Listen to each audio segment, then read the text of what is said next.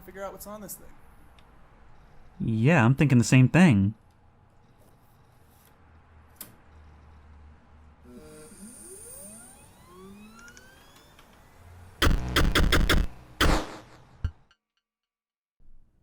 Huh. I wasn't expecting this. It seems we're actually going for like a faux retro feeling. But then again, I don't really know what I'm expecting. Hello everyone, and welcome to Inscryption. Probably one of the longest and biggest requests on this channel for some time now, and, well, I'm pretty excited, but also very blind here. See, apparently this is a horror-themed card game that is very heavy on vibes. Not the kind of thing I'd normally play. I haven't really played a card game since, like, I guess Yu-Gi-Oh! Forbidden Memories on the PS1. But a whole bunch of you have been urging me that this is right up my alley, so I figure at a certain point, I've got to at least give it a chance, right? It's like having our deck in front of me. I mean, I suppose that's not entirely true. I did recently learn some card tricks at the hands of Lucas Baker. Alright, so you say this is new game? That's weird. I guess we can only continue. Oh, do we have to actually... Wait, do we have to click and drag you up to here?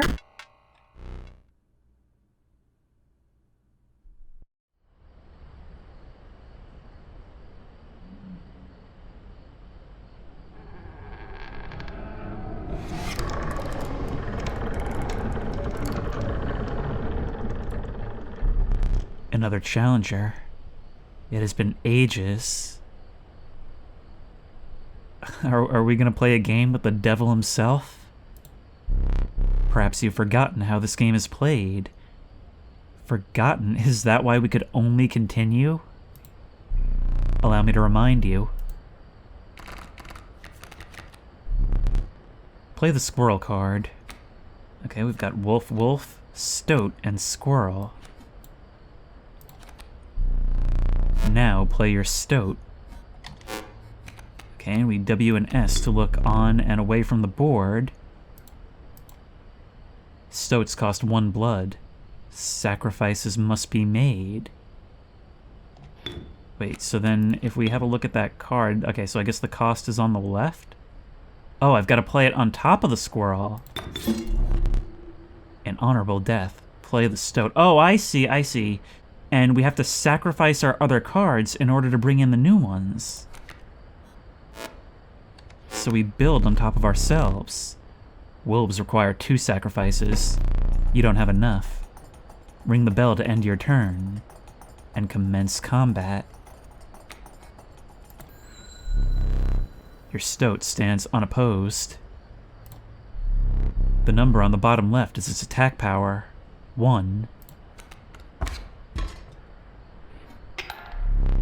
Your stoat dealt me 1 damage. I added it to the scale. You win if you tip my side all the way down. Like this. Look at your hand. All mottled in gray. My turn. Your stoat stands in the way of my coyote. My coyote dealt 2 damage to your stoat, which reduces its hearts. That means your stoat's health is 2 less. If a creature's health reaches 0, it dies. It's your turn again. You may draw from your deck, or you may draw a squirrel. So is this... so this over here is always a squirrel. They're the basically sacrifice creatures. Well, I can get a wolf in there if I put down a squirrel, assuming this doesn't end my turn. Let's take a squirrel. How dull. Okay, but that means I can play the squirrel, and now I can take a wolf, sacrifice both of these. Fear not. The beast is sacrificed, but not removed from your deck. Its suffering was real, but you will see it again. Yeah, that one just begged me not to kill it. Are there souls contained within these cards? Okay, but now we can put down our wolf, which has more attack power, and it can kill your coyote, because it's only got 1 heart. And now, if we want to come back here, you may only draw a card at the beginning of your turn. Okay. And we cannot put down another wolf, so we'll have to ring the bell, just like you should. Because you are learning, I will pass. Again, the choice. A random card from your deck, or the certainty of a squirrel. Okay, well, I'm not actually in need of a squirrel right now, and even if I took one, I wouldn't be able to summon another wolf. So we'll bring this one. River Snapper. Oh, it's a turtle. It's got a lot of health, but not a whole lot of attack.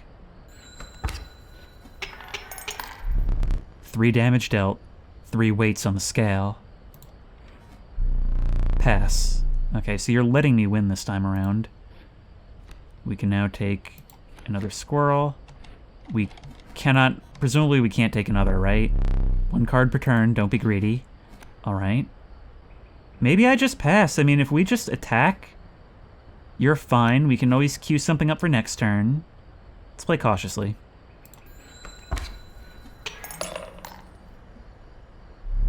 You've won this match. They won't all be so easy. I can imagine so. You literally had to let me win. Every once in a while, I just count, like, a glimpse of you on the edge of the light. Let me recall your story. Oh, yes. You were lost deep in the forest. A single path revealed itself. I imagine each stage on the board will be another time we have to beat you at your game, huh?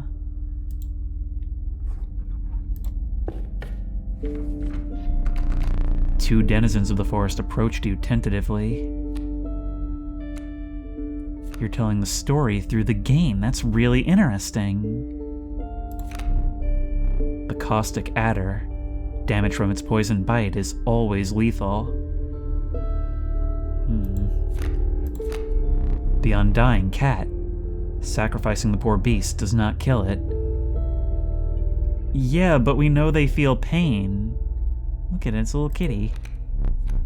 Only one may grace your paltry deck. We're essentially choosing whether we play defensively or aggressively. When a card bearing the sigil damages another creature, that creature perishes. So it may only have 1 attack, which means it can't put a lot of gold on your scale, but it can kill your creatures quite easily. And then we can examine you, many lives. When a card bearing this sigil is sacrificed, it does not perish. Okay. Another creature joins your caravan. So we really want to collect these things over time, but we can lose them as well. Some of the creatures of the forest seemed willing to follow you. You came across an abandoned sack. You found a squirrel in a bottle. Break in case of emergency. And have a second. Another useful implement. I'll allow you to tip the scales with it. Pliers? 3 is as much as you can carry. So I imagine those probably function as my lifelines, right?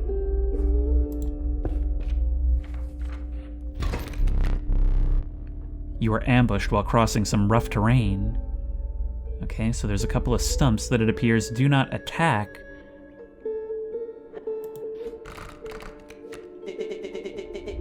You sacrificed me while I was sleeping. It was the right play. I get it. Maybe. You'll help me? Play along for now. You may now see my moves ahead of time. This is really freaky.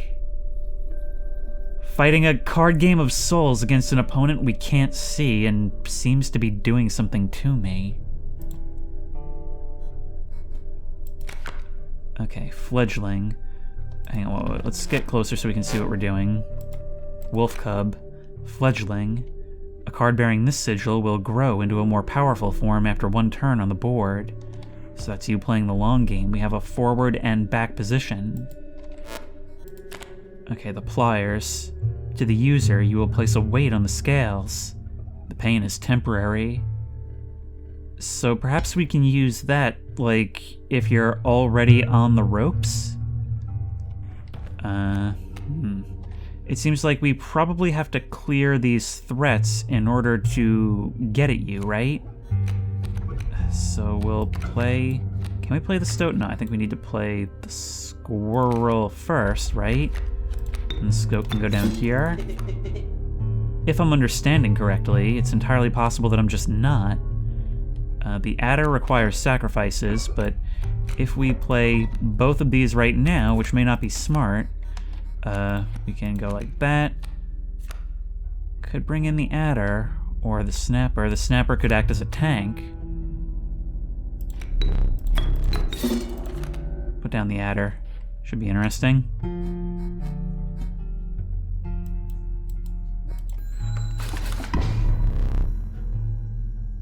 That still works against stumps. A serpent, perhaps more deadly than man. But now you'll grow. Attack my boulder. Mind the ambitious wolf cub. It ages swiftly. Okay. Do we want to try and summon our snapper, our tank? Or do we want to pull something new? Pull something new. The wolf. Okay, so now what do we do?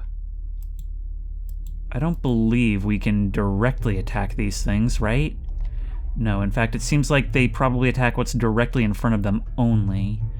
You're going to be chewing on that boulder for a while still. That bat can move up. Can he kill the adder? Because presumably if he moves up first, he gets the attack, right? The wolf would be nice, but short of sacrificing our guys, I don't think it's a good idea, so let's do that. We can continue to do some damage to them. Bat shows up. The airborne bat flies over creatures to attack directly. Ah, you can do what you want. Ow. Ha! My bat flew right over your adder. Okay, well, 2 can play at that game. Maybe we want to start setting up another thing? Let's see what else we've got. We've got another wolf, right? Yeah, I mean, I guess all we can really do is just keep attacking. Presumably, the adder can now kill the bat? Okay, airborne. A card bearing the sigil will strike an opponent directly, so it doesn't mean it can't be hit. Maybe we place that. My god! A well-earned point of damage. I should say so.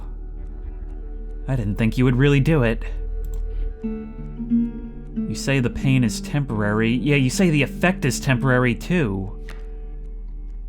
Okay.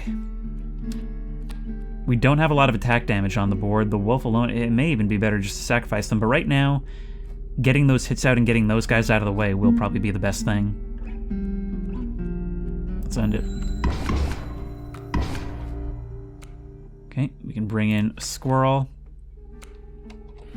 The adder has sort of done its job for now. I can sacrifice either of these things. Let's just put a squirrel on the board. That can actually act as a sacrifice for the wolf while everybody else just kind of, like, kills it. Of course, you'll have things coming in shortly afterwards. In the meantime, there's not a whole ton I can do. You know you can play more than one card per turn, right? Yeah, I know. Now the question is... I could sacrifice the adder and the squirrel and put another wolf in front of it. You know what, though? Positioning, what I'm seeing, is extremely important. But look at the scales. I can just kind of delay you. I don't have to kill your wolf. I can just win the game by standing in your way while my other guys go at the enemy. Was I not clear? You can play a squirrel and also sacrifice it in the same turn. Yeah, I know, but unless I can sacrifice 2, it doesn't help me. No. This is all I need. This is all I need, bud. You prevailed and trekked onwards past the now bloody terrain. Oh, are you disappointed that I didn't make this more interesting?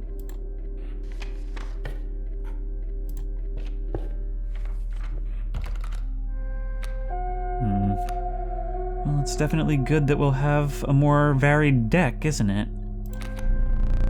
The young wolf cub. It grows into a wolf after a single turn, so as long as we can protect you at first, you'll be useful. You're actually less expensive to bring in as well. The meek sparrow. An inexpensive, if feeble, flying creature. Okay, so we can use you to go for direct attacks. And there's our full deck.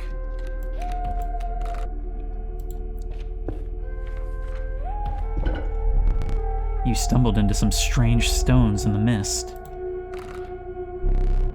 You are compelled to choose a worthy sacrifice, one that will be lost forever.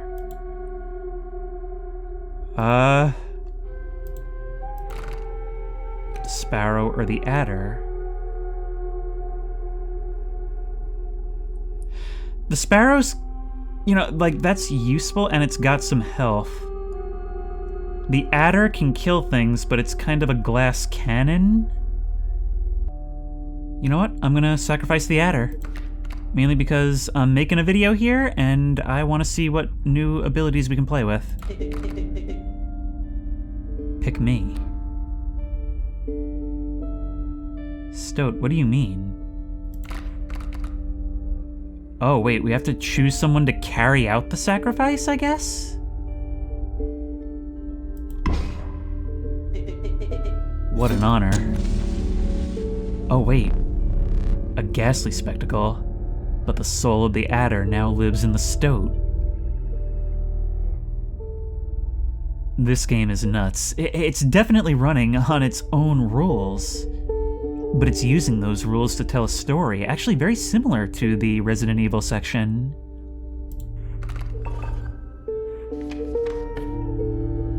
Okay, this is very interesting indeed so far. I still don't know if it's going to be my kind of game, like I may struggle with the gameplay still, but for style, it definitely wins a lot of points.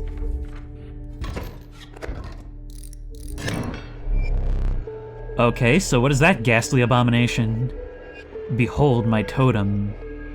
Yeah, that's gotten a lot of people banned from a lot of places. It inscribes my canine cards with the airborne sigil.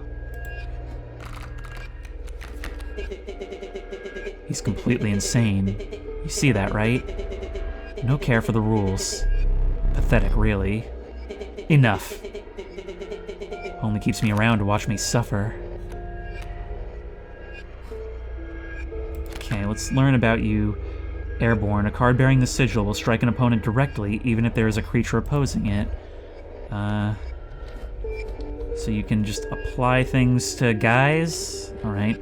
Well look, I think they're pretty much guaranteed to get some hits in, unfortunately. But what I can do is place the squirrel here. Place the stoat down to kill you next turn, right? Back on the board. Yes, you are. And that's really kinda all we can do.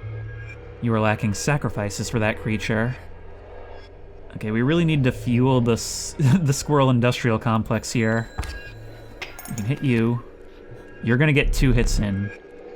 My totem has granted my coyote the power of flight. And they're just gonna do all that. Yeah, that's a huge problem. We're gonna grab a... well, not actually. No, that was a bad idea, actually, because we can't... we would have to sacrifice the stoat. Okay, you're gonna get that hit. I should have just drawn something else, but even then it probably wouldn't have mattered if I had nothing to sacrifice.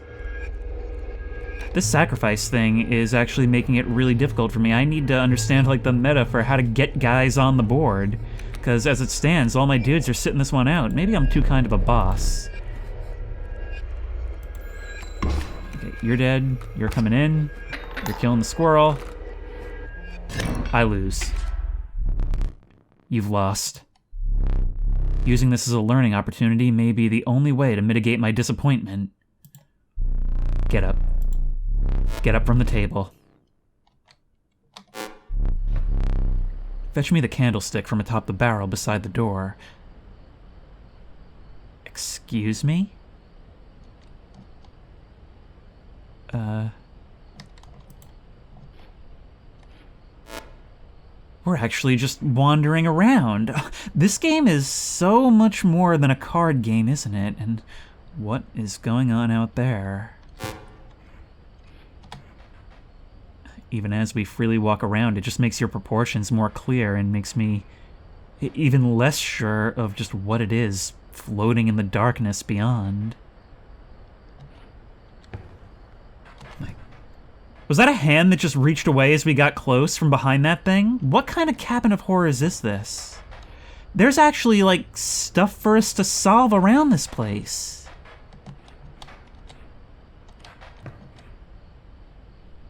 I wonder what would happen if I tried to make a run for it. Something tells me not good things. Bring it here. Are we gonna see your face? Now sit back down.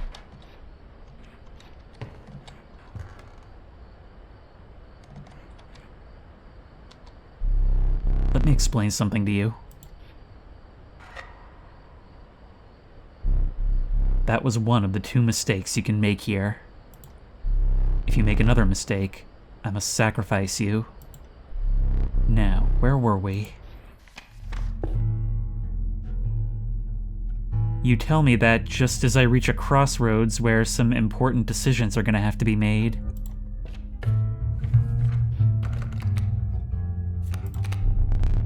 The watchful bullfrog. It leaps in the way of attacking flyers. Okay, you're potentially very useful. The stalwart snapper. A near impenetrable defense. Okay, well, we've already got one. What is that? What just landed right there? Is that a gold nugget? And the kitty. I'm gonna take the bullfrog. Screw you, you're not making me sacrifice a kitty. And now we can choose the campfire or the devilry, but either way leads to death.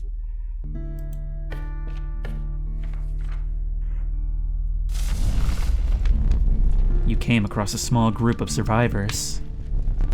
Faces shrunken from starvation. They huddled around a campfire. They looked upon your group of creatures and beckoned. Come, warm one of your creatures by the fire, one said. Warm it by the fire. That will enhance its power, said another. You noticed one of the survivors wiping drool from their mouth. Oh, God. You want something to eat, don't you?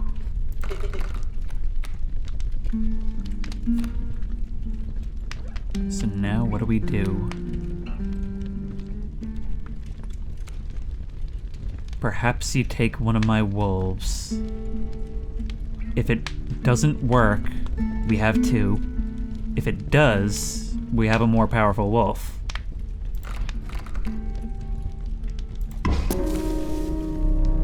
The fire warmed the poor wolf, enhancing its power.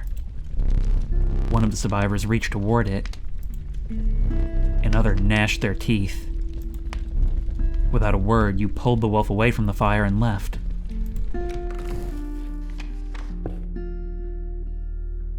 Huh, I guess everything worked out. I got the added power, and I was right.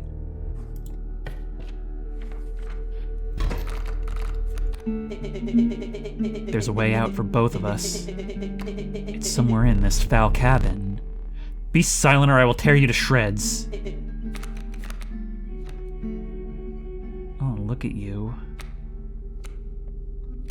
Okay, what's going on the board right here? Grand Fur. Okay, so that, I guess, yeah, Mighty Leap. A card bearing this sigil will block an opposing creature bearing the airborne sigil. That's potentially useful. A grizzly. Dangerous.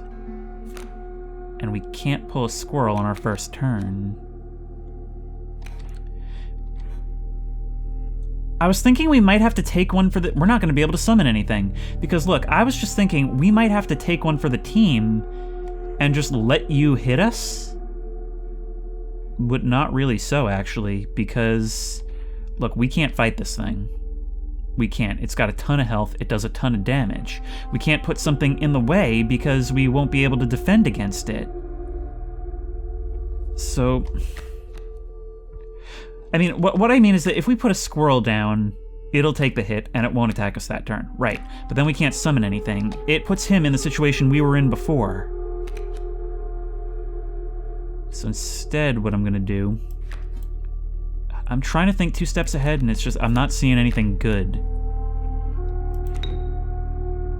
Sacrifice you. Put you in. This spot? You sure? You're gonna die. You're just a more expensive thing to die if you come in. Bullfrog requires only 1 sacrifice. But that also doesn't really help me. Get your hits in, dude, because you're gonna get ours. Yep.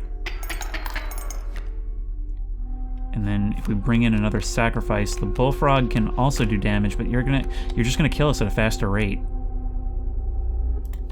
Unless we simply keep drawing squirrels.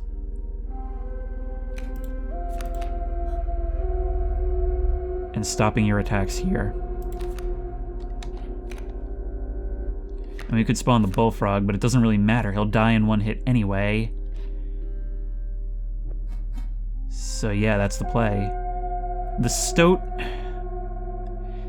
If we were to summon the Stoat now, actually... Okay, now this is where we learn, because I forgot the Stoat does have the deadly trait, so if we had let you hit the first time, then brought in the squirrel, then brought in the Stoat, that would actually have killed the bear for us. As it stands, this strategy should also work. Yep. Yep, boop. I am not a fun opponent, but I'm doing the safe thing. Man, why doesn't that just work on him? Yep, boop. If you're really not going to draw anything else.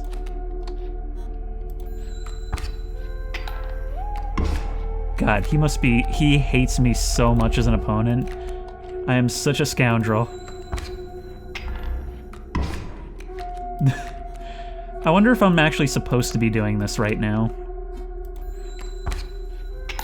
But the thing is, it's like XCOM, which is a game I really, really like. You've got to be thinking, okay, what are you going to do next move? And what can I do to minimize your damage and maximize mine? And if something works, keep doing it. Yeah, boop.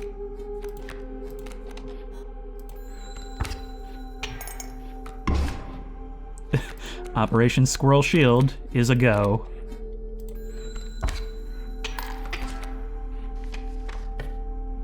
You got nothing to say, huh? I really thought you would be angrier about that. We could enhance somebody else's power. Unless there's some RNG in the outcome of that, which I also wouldn't put past this game. I just thought back to XCOM. Alright, let's go over here. The Porcupine, and you also only require 1 sacrifice. The Ornery Porcupine. Sharp quills await those who dare attack it. So you'll probably die in 1 or 2 hits, but you'll get some damage in otherwise. We can get another adder. The Flighty Elk. It moves after attacking. So does that mean you're a little bit more defensible?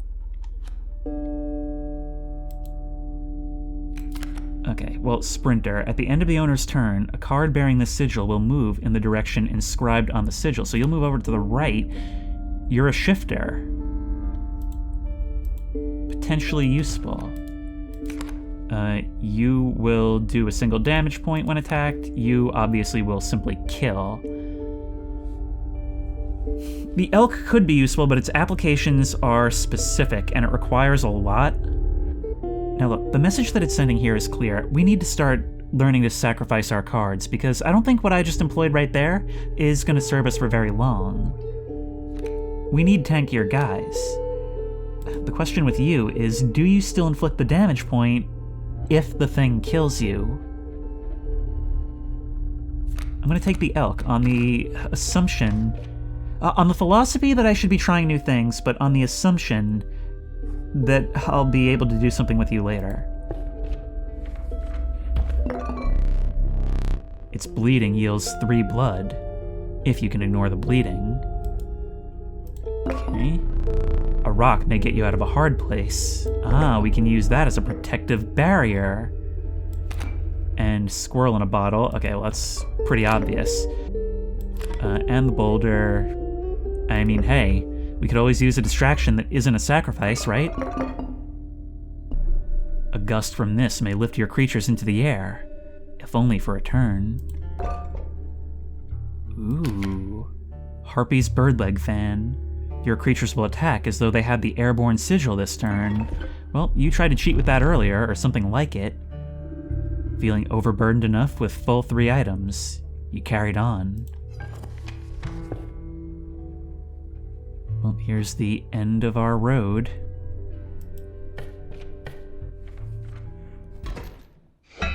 The trees seemed to close in around you as a chill mist descended. In the distance, you could hear the clinking of metal on stone. A hobbled figure stood in your path. Hee-haw! 'Twas the prospector. God, the mask makes you even worse. Okay, what have you got ahead of you? It's just gonna keep moving over. It's got no attack. Alright. So here's what we're gonna do.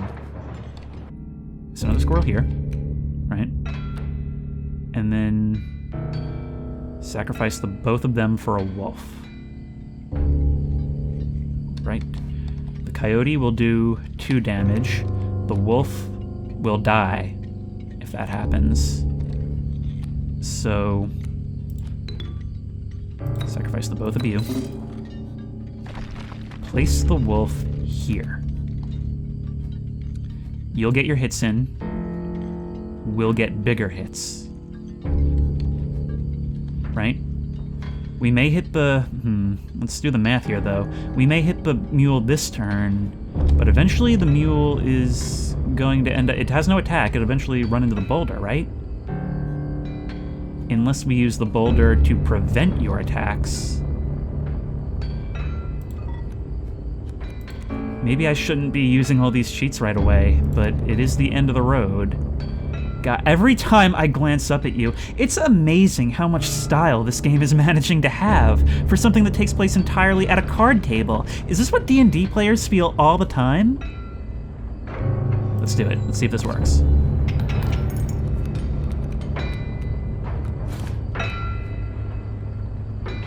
Okay, no, I kind of thought you would... I kind of had thought that you would shift to the right. We've got to hold out for a certain length of time, but at a certain point we're going to need to sacrifice. What we could do is sacrifice... We can't yeah, you can't draw blood from a boulder. You know what? That makes sense. Let's just do it. You're gone. That opens up a parcel. I see. Dagnabbit, my mule! I did not realize that we could actually loot that mule. You're gonna get your guys in. Oh no. No. We're not gonna be able to get free hits. The skunk has Stinky. The creature opposing a card bearing the sigil loses 1 power. So we can use that to sort of slow their roll. I think my wolf is dead next turn. What we could do is draw another squirrel, summon something new. We could prevent one of your hits, or we could get something killed. Look, don't get ahead of yourself. You need to draw a card first. I need to draw a card first. Okay, let's take a squirrel. Right. One of them is we place 2 squirrels, replace one with the porcupine. That kills you next turn, or one of you. From there, we can use this thing to at least get one last hit on you with the wolf before our turn ends. And before you come forward and just kill him. Only thing is, like, I'm pretty sure what's going to happen is you're going to come forward and get to attack. You won't get to attack him, right? Because if you can, then the wolf just lives. We put in our squirrel, it'll take the hit. This will save us from getting damaged for a turn. Meanwhile, we can take this. And, oh wait. Did it do it to, it did it to all of them? I hadn't overlooked that part. Okay. Well, the skunk can't attack forward. And the sparrow can, but the sparrow already had that ability, so we might as well just tank the shot for now. And we win. Oh, it was much simpler. I hope you didn't think it would be that easy. You know what? I kind of suspected that that was what that was for, given the 2 candles. There's gold in them cards.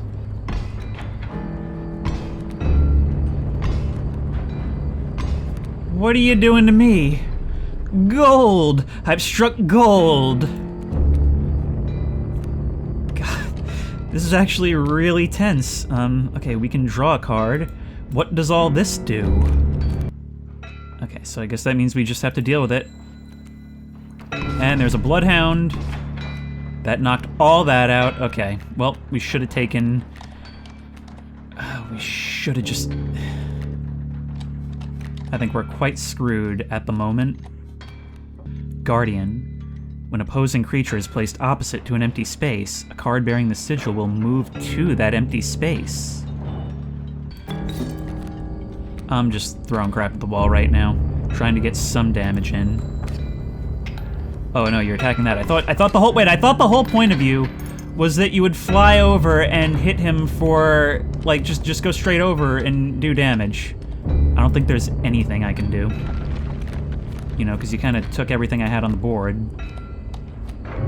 Well, goodbye. I guess we find out what happens.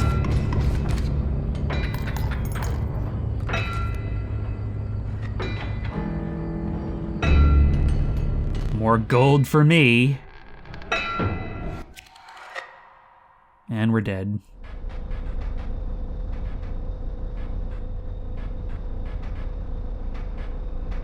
What is this?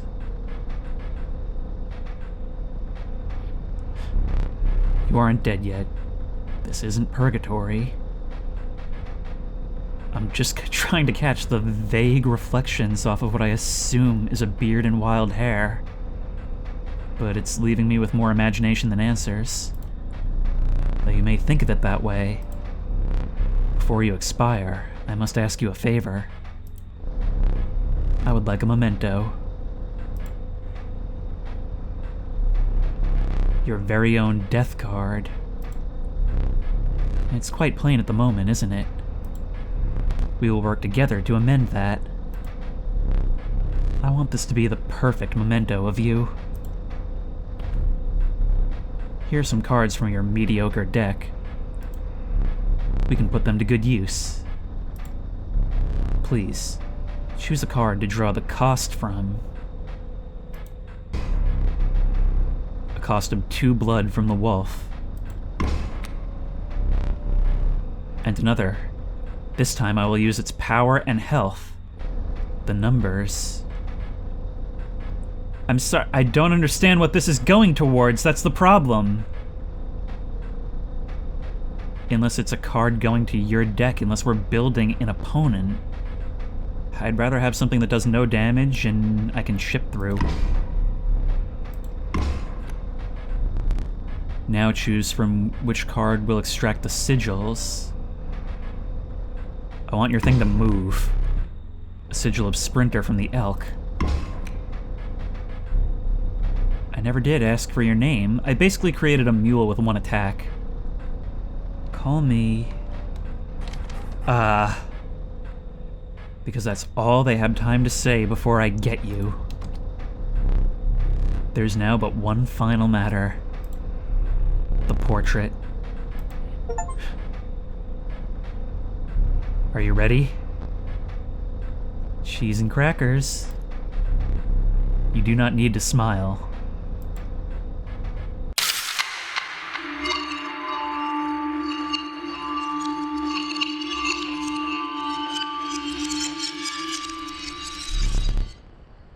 Here we go again. Another challenger. Perhaps it's time. Perhaps you can understand bones. The resourceful opossum costs 2 bones. It's still the tutorial. But it seems to be the same principle as blood. You gain a bone when one of your creatures perishes. For any reason. So they're like something we call in when things aren't going well. The Stoat, you're still here, but your Rattler does not seem to have that kill you instantly trait. So maybe perhaps we put the Stoat right here. And we get it from sacrifices as well. From the death of your creature, you've gained a bone. You will not lose this until it is spent, or the battle ends. Okay, so it's basically blood we can cash in for later. We could still sacrifice the squirrel, right? Or do we need to summon something if we're going to use another card to do it? We could sacrifice the Stoat and get this guy, but that doesn't seem as good.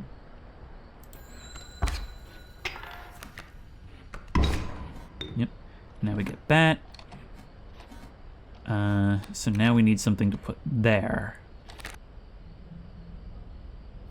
Look, if we take a squirrel, we can place that there, right?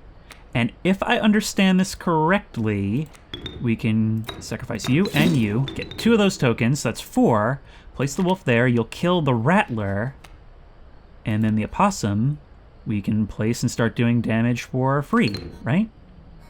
I think that's correct.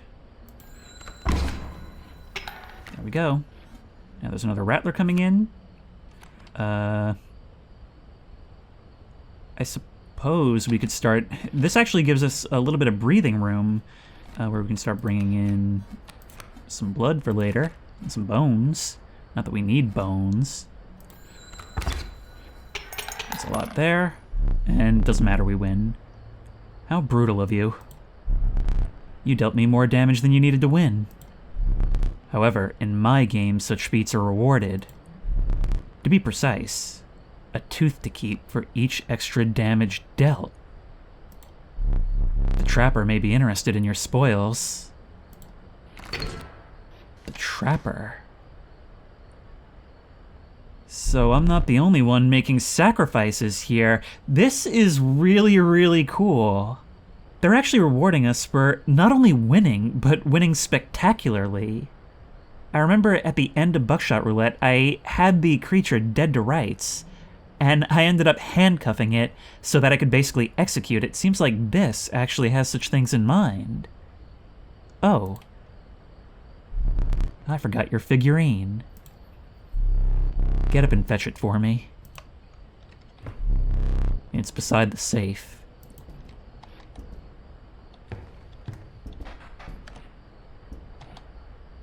And I assume bad things happen if I try to run once more. Oh, hey, this is where you keep the little guys from the campfire.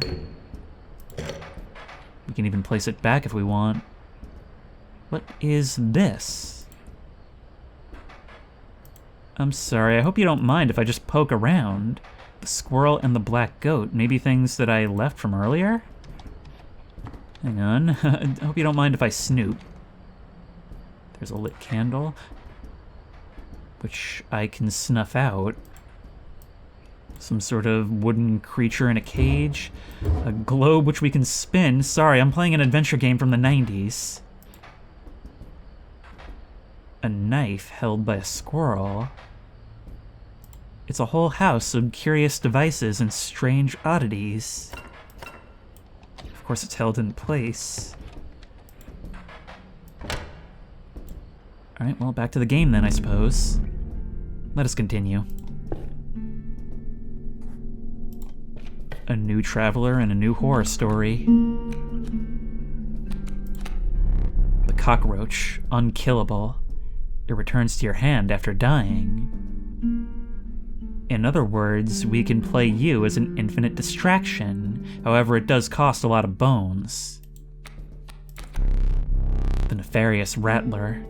A brittle creature, once past its monstrous fangs. Again, does a lot of damage, but a glass cannon, and it requires a lot to summon. In other words, it's effectively limiting these from being spawned in the beginning of the game. The meager coyote. But what did you expect for only 4 bones? Tell you what, the cockroach is actually, I'm seeing that as being the most useful. Maybe it's just because of the complacent way I've already started playing this. But I'm gonna take the roach. You know, you're free to get up again. To keep your blood flowing. You can even shift to a top-down view if we want. Okay. Okay. I think tipping the scales, I think that's no substitute for just giving ourselves a good opening and exploiting it to the max. So I'm gonna take... As for Boulder, being able to protect an area, that's also huge, but once it runs out, like, it also means giving up the ability to deal with whatever's doing that damage. A Hail Mary with a big damaged guy could do a lot with this. Some bone tokens for a rainy night. That helps us get a guy on the board. Let's take him, since it seems like most of our guys are starting to require these. And into the game we go.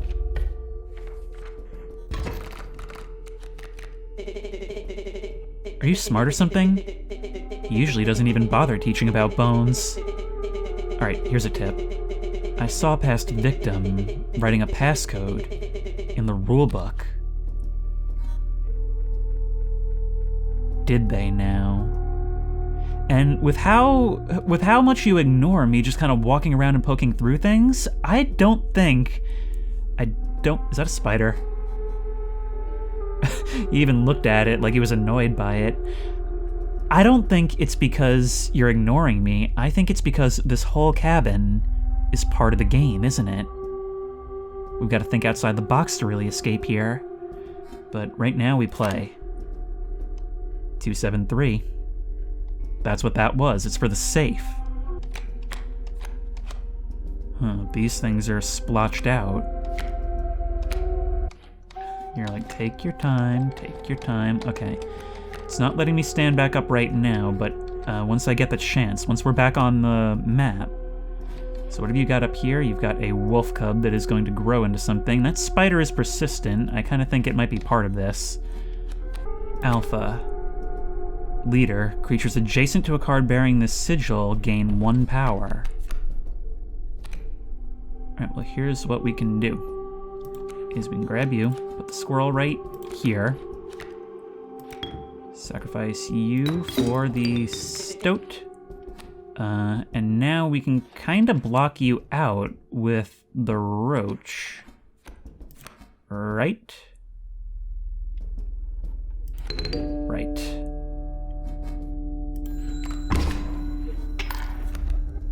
Now you're gonna kill the roach, but the roach goes back to us, where he was unfaltering as the cockroach. Yeah, if only, right? Now you're gonna start doing damage to us, but we have the advantage there. Also, we can do our shenanigan again. I can't believe it's come back to this. This is not gonna work outside the tutorials.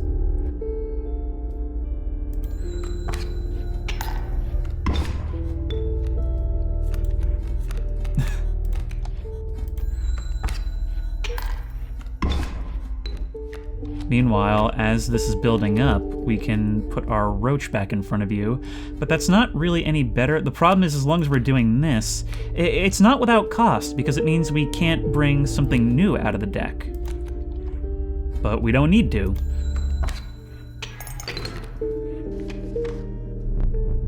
If you desire it, you may stand now. Yes, I do. It will allow me time to plan. I am no tyrant. You may stand whenever the map is unrolled. It allows me time to plan your next encounter. But do keep your hands off my possessions. What I meant to say is we're going to loot your stuff in full view, but that's actually what I was just about to get at. It's very clear that this isn't just a card game, it's a puzzle game. We can see what you're about to put on the board. That's something that isn't true for my side. It's very asymmetric. You set the puzzle, I have to figure out the way through. I have to figure out how to solve it. Okay, 273. Hang on, I'm gonna touch your things. 2, 7, 3. Stink bug. I wasn't sure if I would ever escape that iron crypt. Is the stoat around? The stunted wolf? The madness must end. Put that away. Sure thing, bud. What's the key for?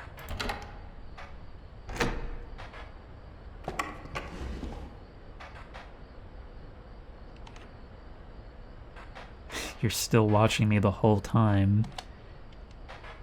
Okay, is this some sort of puzzle box? It is. Oh, it's... Is this just like an abstracted form of the game itself? There's 2 of these.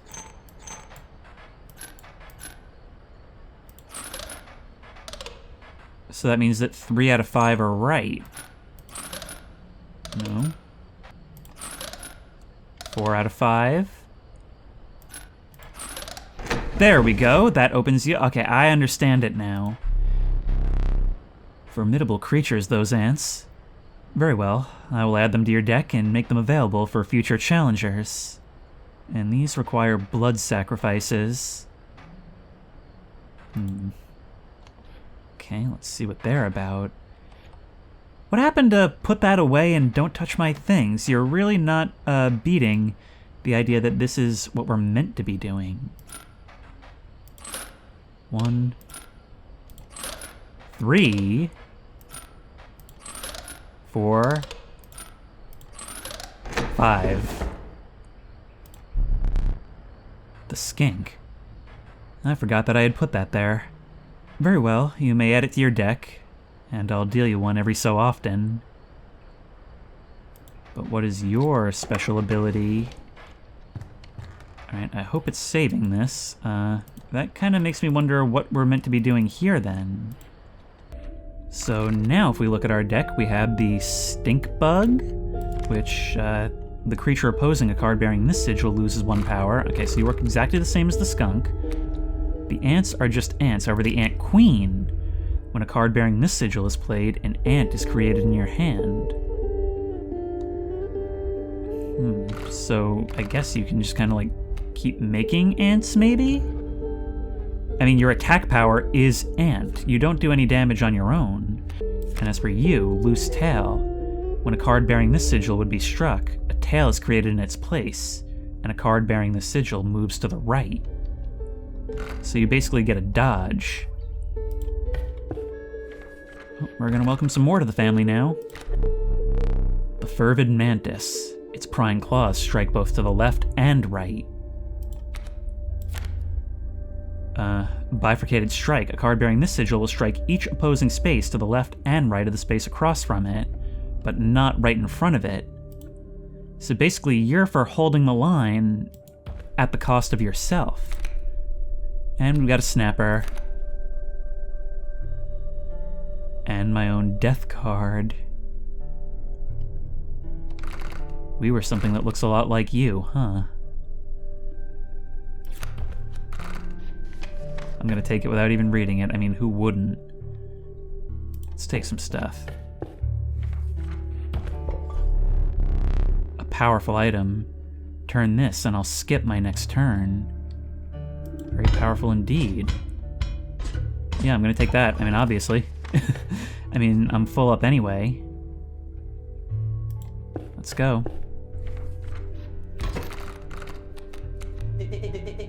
You again. Indeed. Our friend freed me. Well, I basically told them how to do it. You got a plan? We have another friend here. You've got to be...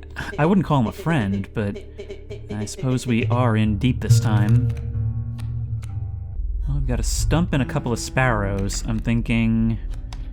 probably drop the squirrel down here. Sacrifice him for the bullfrog. There you go.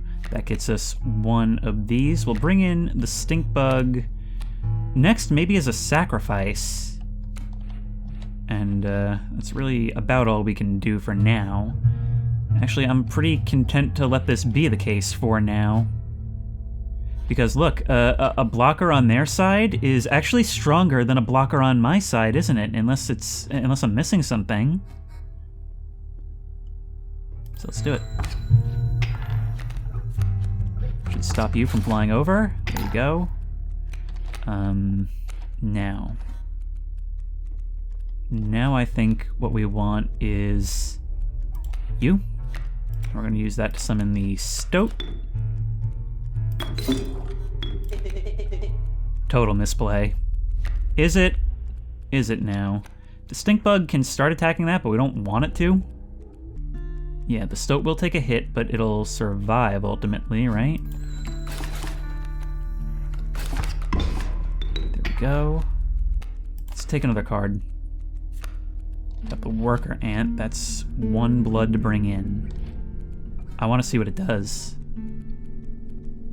Let's kill that sparrow. Get out of the way. You're coming in. Here's what we're gonna do.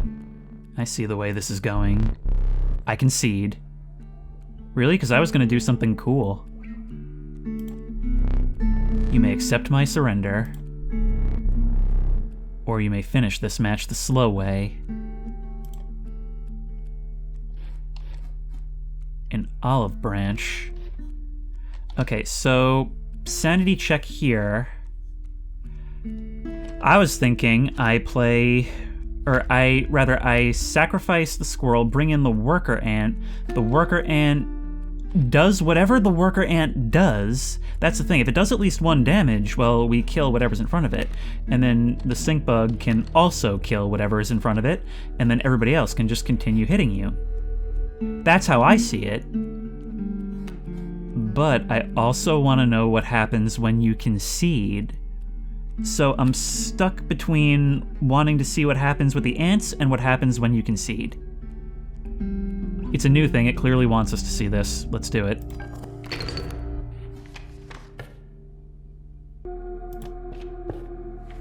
And we step in a bear trap. You were stopped along the way by a trapper looking to liquidate his pelts. There was something uncanny about his appearance, but you were quickly distracted by his wares. Care to look at my pelts? The changing of the masks makes it overwhelmingly clear that you're the game master. And you know what the cool thing is? I'm feeling it. Consider me immersed. This is cool. Take a pelt, free of charge. See the quality?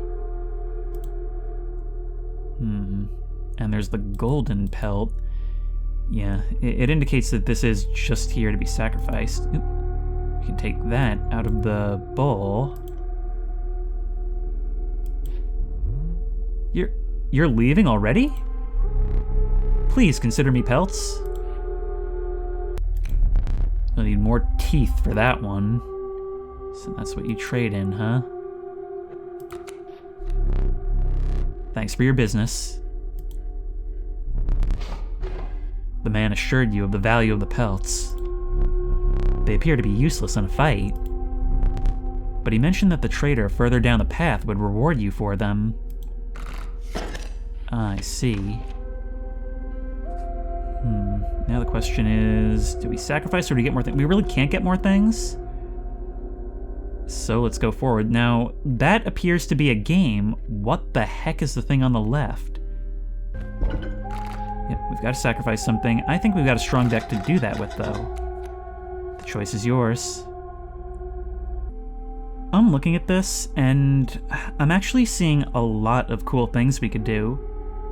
For example, we could make it so that the cockroach has the ability to also stop flying enemies. We could make it so that any one of these things is basically immortal so long as we have sacrifices to bring it back with. Well, actually, I'm not sure about that because before, we imprinted that ability on the Stoat, who didn't actually have any ability to begin with. So will they have two abilities, or will it just be replaced with the one we're sacrificing? Technically, would be a better Ant Queen than the Ant Queen. I mean, it wouldn't do ant damage, whatever that means, but it would constantly spawn ants.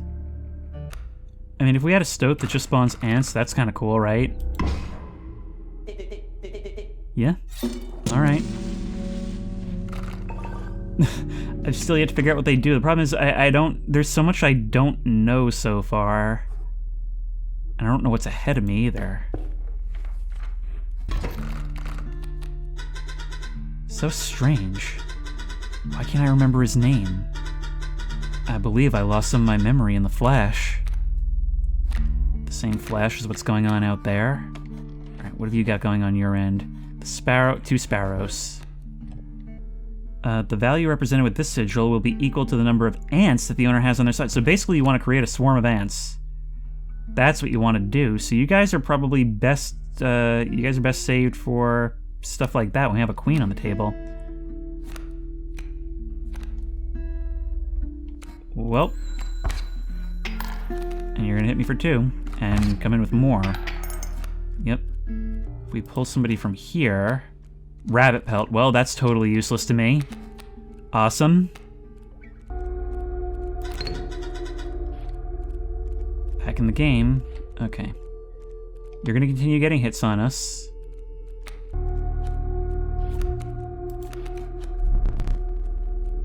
You have me here, I surrender.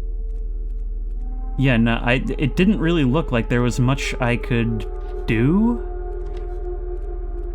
Like, a lot of my cards couldn't really hit you.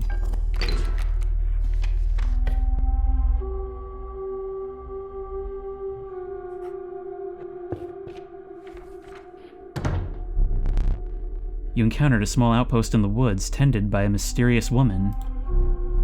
It was the trader that the old trapper had mentioned. Her appearance was unsettling, but you were mollified by her offerings. Do you mind if I examine those pelts of yours? Yeah. I mean, this is why I didn't try playing it. Let's start with your hair pelts. Here's what I can offer. So we can build our deck by trading these pelts, by holding on to them. But the fact that we can draw them means they're kind of a liability while we hold on to them. I can trade you any of these. Take your time. The Rat King. What do? Bone King. When a card bearing this sigil dies, 4 bones are rewarded instead of 1. Then there's the Mole. Borrower. When an empty space would be struck, a card bearing this sigil will move to that space to receive the strike instead, so you play defense. Worthy sacrifice. The goat is worth 3 blood. That would be exceptionally useful when paired with the grizzly, because, look, our goal is to basically make an opening and hold that open while we survive. And my problem this entire time has been not being able to get things onto the board. So I'm going to take the black goat. I think that best patches the hole in my experience here. These pelts are most excellent. My thanks. Because the way I see it, all of this is about trying to be adaptable to different situations. You also want some redundancy because you gotta account for draws. If we combine your immortality with the black goat, which only requires 1 sacrifice, maybe we can use that to rush some stuff onto the board. And we'll see what happens. And yeah, no, you do stack. You do stack. That was the risk I was taking. Oh no, are we facing off against the Prospector again?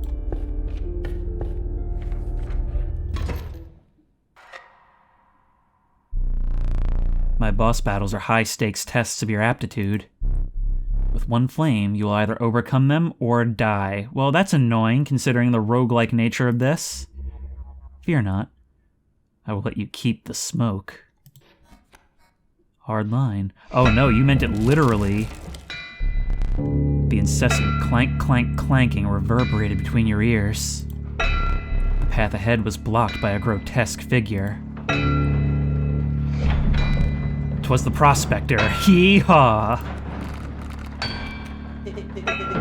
He's doing the Prospector again? Easy, boss. The mule's the key. It's a Bone King, so we'll probably want that to die early, right? And we can place it for free. The smoke here, right? That'll take the first hit. Could also start putting ants on the board. We're gonna get rid of the smoke. So many bones. Okay, the clanging increases. The adder is coming down, but it's going to be stopped by the boulder. We'll probably want to be ready to do something about him.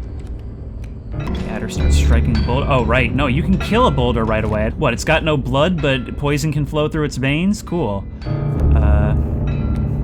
We could sacrifice something for the bullfrog. We don't really need to. There's no reason to do that right now.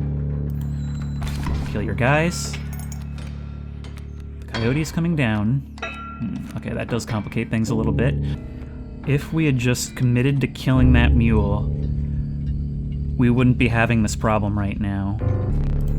I lose. I have no play. It's just everything's coming in. I'm screwed.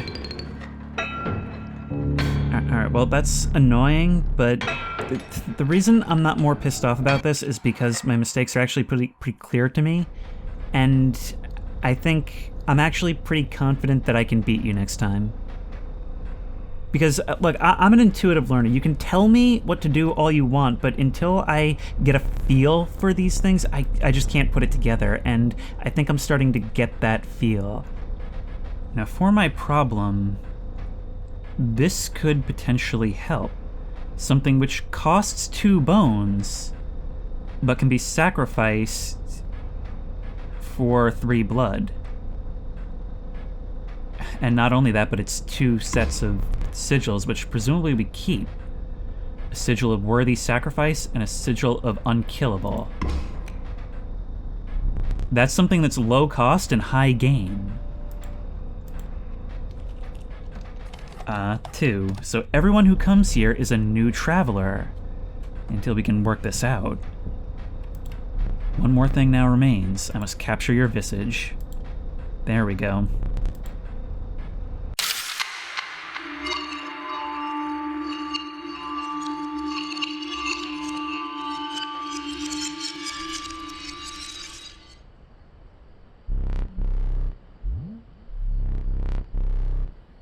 Nothing comes between that man and his gold. It seems the lowly stink bug made its way in. Okay, so we keep all of our stuff from before. We don't have to open everything up again. But it is dealt, so it stands.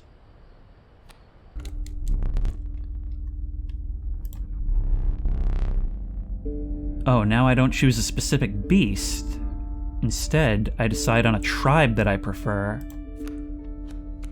I still can't tell if I'm in the tutorial.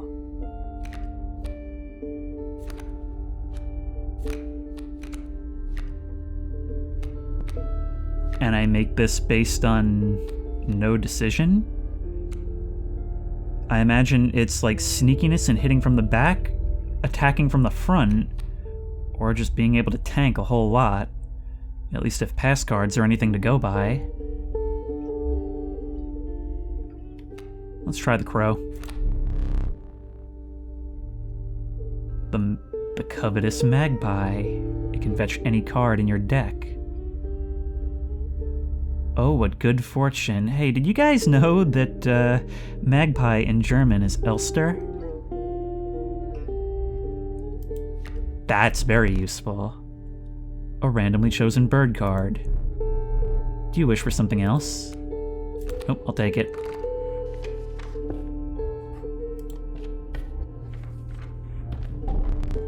An ancient woman emerged from behind an oak tree.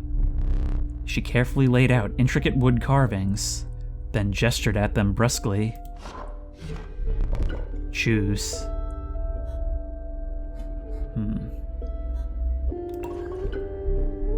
You accepted the woodcarver's offering. It is useless without its second half. But you intuited that this would not be the last encounter with her. Hey, it's one of these things. You've got that. Look, there's a third talking card somewhere around here. Personally, I hate the guy. Biggest killjoy ever. But he's the only one of us with a plan to get things back to normal. Yeah. Well, my previous selves are in here somewhere, so of course I'm listening. You guys are gonna be scooting all over the board. If we take 2 of these things, we can basically just start damaging you directly right away. So if we go for this, and I'm not sure if you'll start sliding left or if you'll come down the one, you'll still be able to hit us. But we can at least start sacrificing you guys, get our bones, put you in, and then the stinky bug can go right here, which we can sacrifice for a stoat to darkness take me. Keep me alive.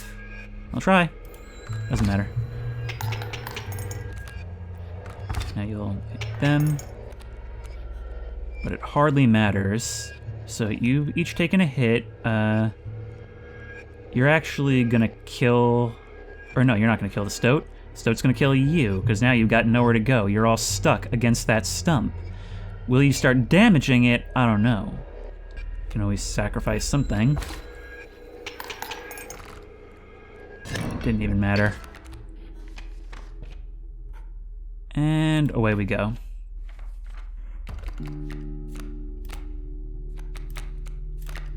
And once more we're made to choose. The inevitable maggot. They will lurch forth from your hand when your creatures are killed. A creature that your own perishes by combat, a card bearing the sigil in your hands is automatically placed in its space. So it keeps the defense going and allows you to get another attack in. Alright. Could be interesting. The old woodcarver again appeared before you. Choose. Let's go with the bug. The old woman bared her teeth in satisfaction. Your first totem was complete. The Bone King sigil will now be marked upon all your insect creatures. Oh, it only applies to them. So it's an ability and a type. Well, we could strategically sacrifice guys that are low on health, right? So, for example, if I were to take a squirrel, put you here, bring in the wolf to eliminate the alpha. That gives us more bone tokens. We're up to 3 now, I believe. So you're gone. Wolf cub is in. It's gonna grow into a big one. But the bullfrog can deal with you quite handily. You concede. What happens, however, if you don't do that? What if we decide to keep fighting? More bone? You just really want to save that wolf cub, huh?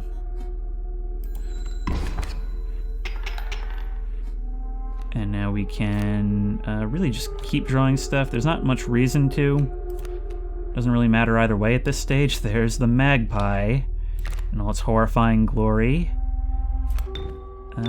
Yeah, we don't need it. It's essentially sacrificing two things in the hope that you get something good. Let's do this the hard way.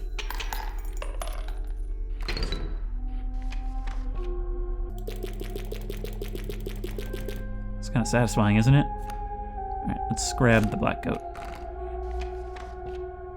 Let's go up here. The bones of the ancient woman creaked and groaned as she approached. God. The gently shaking hands. She placed her offerings before you. Okay, worthy sacrifice, We could turn anything into a good sacrifice. Let's do it. My problem is getting stuff on the board. We can actually swap out whatever in here. If we had a whole bunch of ants... If we had a whole bunch of ants, which we don't anymore, but if we had a whole bunch of ants, that would be tremendously useful, wouldn't it? The old woman collected her pieces and shuffled off into the darkness.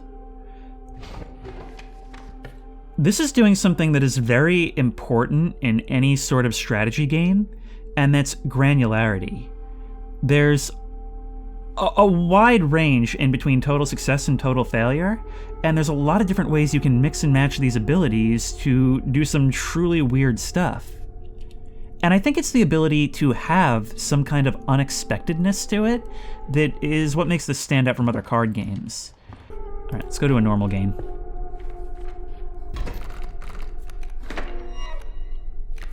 Okay, so we got all of that. And you've got the ability to be sacrificed. So basically, yeah, that's exactly what we were trying to do before, which is bones for blood. Now. You got the porcupine. We don't want to strike you twice. If we're going to hit you, we want to hit you with somebody who can kill you. I think all I can do right now is trade the squirrel or the bullfrog.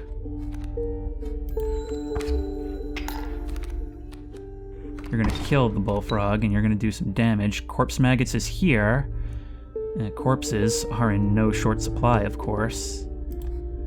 And if we were to sacrifice you, we just gotta hold out for another turn. We can win the arms race, yes. We can actually win the arms race.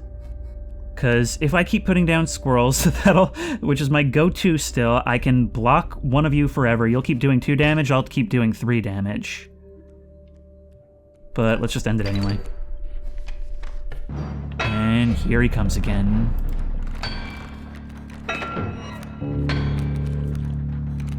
Now, as I see it, we have an opportunity here to do a whole lot. Now, obviously we have to remember we need to kill this mule. And then... Yeah, we could leave him be. But the more important thing is we have a lot of opportunity here to keep our good stuff on the board, make a lot of sacrifices early. Let's put the smoke here. That'll get us some bones. We can get more from here. Use that to get the corpse maggots. We could sacrifice it for the bullfrog. Start doing damage early. We don't want our best stuff on the board early, because it's going to get golded. You down now. We'll kill that. This guy comes in. He's going to get some damage. We could block him with the boulder, but we want to save that. We'll save the pulling teeth. Let's pass for now. You're gone. Okay, we're going to get good damage on you the next turn. And the one after that if we don't kill you. So let's keep defending ourselves and keep that pinned.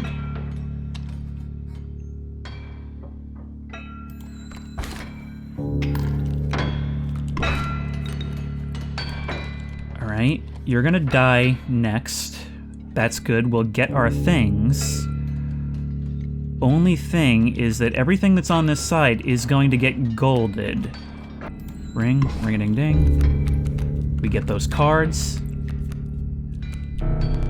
Dagnabbit, you gold us up. We win that round, sort of. Not quite yet. Could use our many bone tokens to get a coyote of our own. Kill one of yours. Then again, maybe we want to use some of our blood here. We're gonna win next turn pretty much no matter what, right? Tell you what, let's take a squirrel, right? Put that down. Bring in the skink. And you'll go there. That's fine. All this is gonna be gone next turn. We just need a little bit more to get rid of you. We can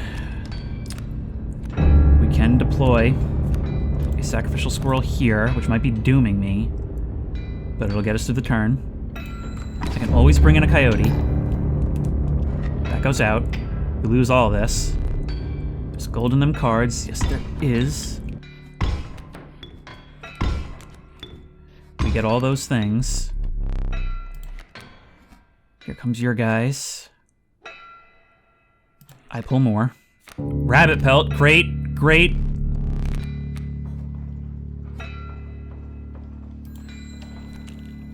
That's gonna happen. Bad play. Look, the stoat can kill you. That's all I care about right now. We can drop the coyote whenever we need. Let's also start tipping the scales in our favor, because we might as well. Imagine if we just win on that. Yeah, no reason not to use that right now. Kill coyote. You're coming down. You're gonna start hitting that. We still got a little bit of time on that, actually, which is good news for us. We need to draw a card. Now, here's a consequential decision.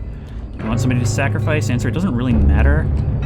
You can do more damage. Maybe we sacrifice the stoat after we... Yeah, that could be a play, actually. Because if we... Boulder breaks, right? We kill you with the coyote next turn. Boulder breaks, but you don't get a hit in. Stoat gets his hit in. And then we sacrifice... Actually, there's... Yeah, no, we drop in a squirrel then. Then we sacrifice that and get a raven. Now we've got two damage from two sources going in each turn. Right? Right? Have I missed something? Let me just double check this. Alright, do it. You get your hits in. That goes. You're gonna start doing some damage, which sucks, yes. However, we can then do our... We gotta draw something first. So we draw a new card, hope for something with bones, a rabbit pelt. We can hold you off for a little while longer. We could, which will allow us to tip the scales further in our favor. So, like, we might as well. There's no reason not to do it, right? And then we can... We'll still get our damage in, and we can still do the same next turn, I suppose. Alright, there we go. And we got you anyway, so it doesn't matter. Allow me to light your candles once more. I won't be killing you quite yet. And we did it. We beat the Prospector.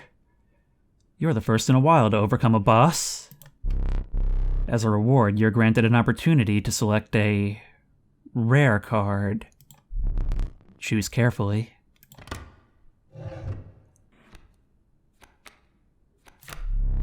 The Stalwart Mole Man. The ultimate defense. So you have the Burrower trait. You can move around and just take hits. Pack Rat. The prudent pack rat. Never doubt the utility of a well-stocked pack. We receive a random item as long as the pack isn't full. You would think it would mean we can carry more items. And the Amalgam. Canine, hooved, reptilian, feathered, insectoid. The amalgam is all. Which means that something that's somewhat defensible, somewhat attack-worthy, and requires something of a sacrifice can have any totem effects applied to it. I'm going to take the Mole Man because he seems like a really good... I mean, future bosses probably have different gimmicks, but I'm preparing for the last game, and I feel like the Mole Man is a really low-cost defense mechanism. Although the Amalgam is quite attractive as well. Let's take him.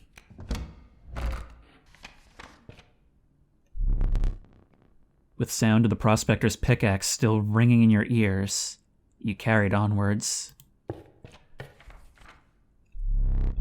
Oh my, this is spreading out. The rank smell of rotten mold permeated the humid air. Every step forward was answered by some nearby slip or slither. You tread cautiously into the wetlands. This is a roguelike, and you're clearly meant to do multiple runs. I mean, as I saw, even when I would lose, the run leading up to that boss fight was always different, and presumably there's a different one at the end of this map. But it keeps it from getting stale not only by randomizing the path and the puzzles it gives us itself, but also because the cards themselves are so varied and they all work off of each other in such ways where even though the game itself is very simple and it does a pretty good job of teaching you, there's a lot of room for creativity in how you play these things off of each other. And as somebody who doesn't really have interest in card games as a whole, it at least made it fun to kind of explore all of these different possibilities, and it makes it less frustrating by kind of baking your deaths into the narrative. The only thing that I am not sure about, and I can't even criticize this because I don't even know if this is how it works, if we were to die here, do we have to start a new run doing everything we just did again? Or do we start back up at this map? And like, does it keep our progress if we manage to make it all the way through?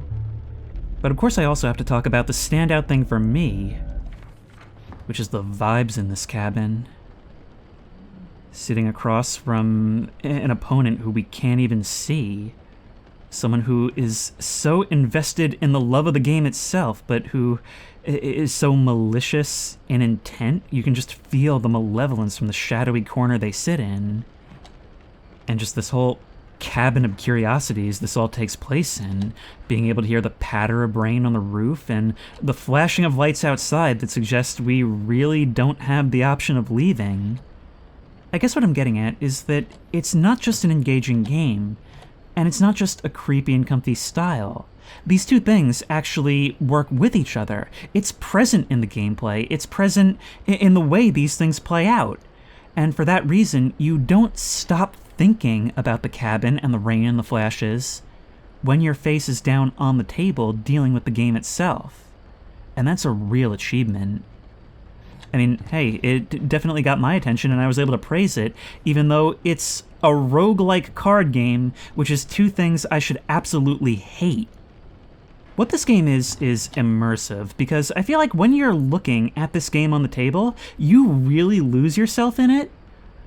And then I almost get the same feeling as when I stand up from my computer chair when I come back and I explore the cabin and walk around. It's a breather between some really intense games. But in that way, I almost forget that the real me is sitting in this chair. And I can certainly see, like, even though coming back and starting again is a different experience, I can certainly still see that getting more annoying after a while, especially when you're doing a Let's Play where you have to get something done in a certain length of time. But I suppose the only thing to do now is to try and leave. Oh, it's just locked. Well, I suppose that's better than whatever horrible fate I was expecting.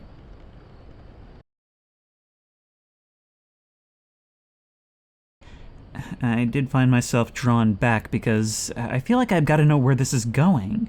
I've got to know just who wants me here and why they're so obsessed with this game of souls.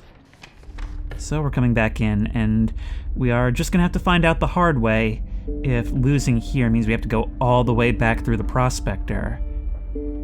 Now, if we don't, I'm going to be a lot more stoked on this game because it means it's going to be much more doable. But I want to take something going forward, an observation that I've made since the last part, and that's which of course is like 10 minutes ago. The other guy, the Prospector, was a puzzle, just like everything else. His whole thing is that he wants you to expend your usual Alpha Strike strategy going forward, and then in the next round, you can't play your hands. It's not the way it was going, it's deliberate. And so we've got to treat the next one the same way. We'll probably die, but we'll learn what their thing is. So let's go.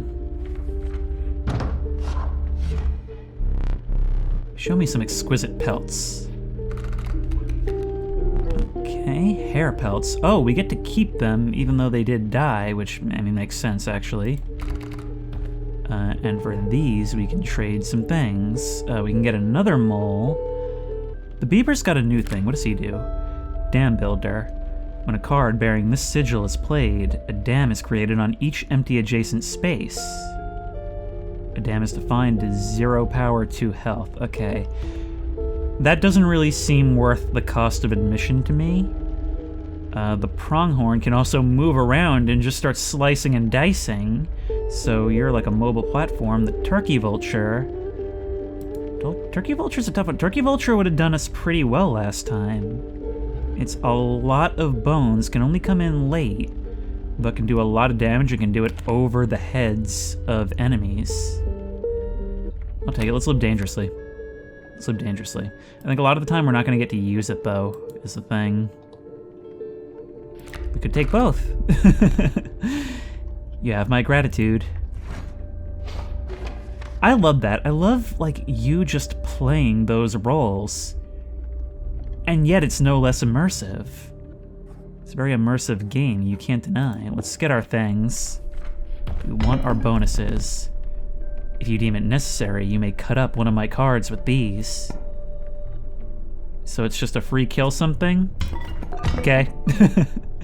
More bones definitely helps with what we've got. Oh no, you can't use that.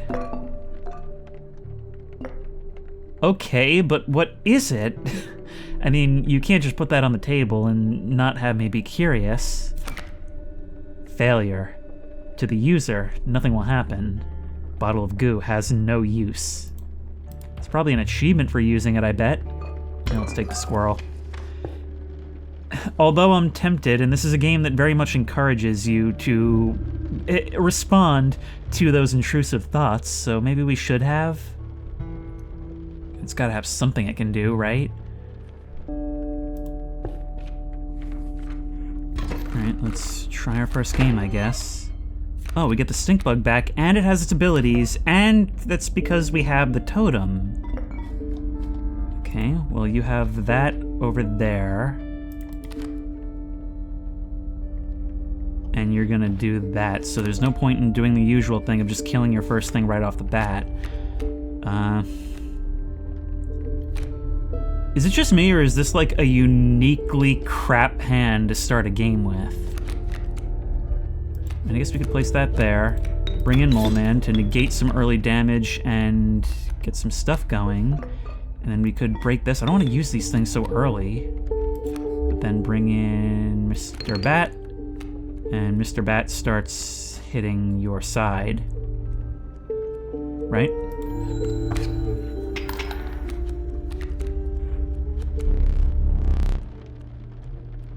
Some mole.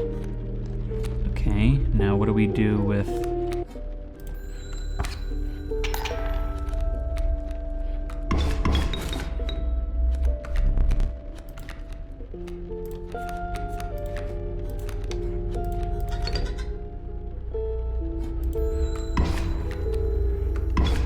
It's just a rush of things. Like, I'm just placing stuff down because it doesn't look like I can actually beat this. I'm not gonna bother wasting any more of my things here. Yep, Magpie. And it doesn't even really matter what I do. I can draw whatever card I want, but again, it doesn't matter. I can get all that. Place you down here. You can kill said adder. And then I can get somebody good. There's not really good options here. I can, if we look forward, let's take the wolf. I should have the blood to bring you in, right? Because I sacrificed a 3 guy. I could kill the adder. These things are gonna start hitting us no matter what. I thought the whole point of that other thing was that he counts for 3 blood. Okay, well, screw this then. Okay, well, into the trap. My pelts are clean. Have a free one, thank you. Thanks for your patronage. Well, that doesn't help us much. But the next thing might... We could collect more items, but I want to see what this is. There we go, it's the wood carvings. Okay, how can we mix and match? If you have a wall advancing on us, it might be useful to be able to have everybody flying. Hit big damage even... Now, here's a thought.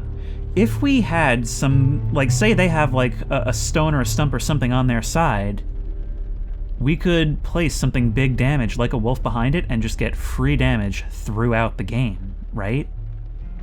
Let's take it. Let's mess with that later. For now, I'm still gonna keep you as is. When you looked up again, the ancient woman had vanished. You really are just a chameleon actor. You become the role, you know?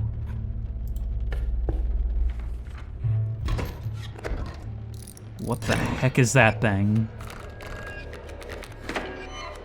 Your bugs will behave buggily. Will block an opposing creature bearing the airborne sigil. Okay. So that's not the worst thing. What have you got on the board? You've got the bee, who can do all that. And you've got the frog incoming. And we've got a rabbit pelt, so that's where we're at. Decided we're gonna tank our damage right now. Keep a squirrel on the board. Bring you out. That's the wolf. Okay, here's what we're gonna do. We're gonna spawn another squirrel, right? We're gonna place that here. The wolf is gonna take these guys and start shooing through this guy's. Meanwhile, we're gonna use our coins to place the stink bug, which can negate damage from you, and place the bullfrog here. Counts for even more blood. But it doesn't matter because we can't store it, so like, what's... That actually feels so much less useful knowing that. Go for it. That'll clear that up. You can... Oh god, no, it's just an advancing wall of doom. Crap, that's a huge problem. That's a huge problem. I mean, you're gonna come in. The mantis is going to get killed by the bullfrog. It's gonna do some damage and then get killed. The bee is gonna do some damage and get killed by the wolf. I might be able to attrition this thing again.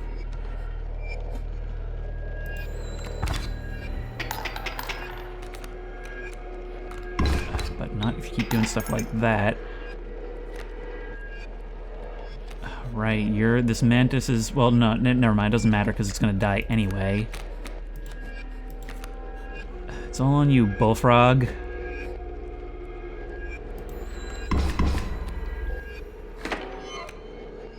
Ah, we get the bee.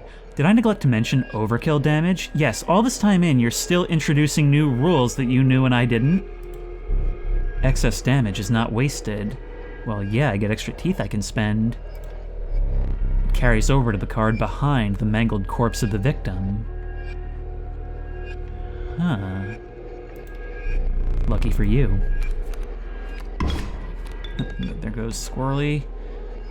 We can sacrifice you for big coins. And you're just still moving things in.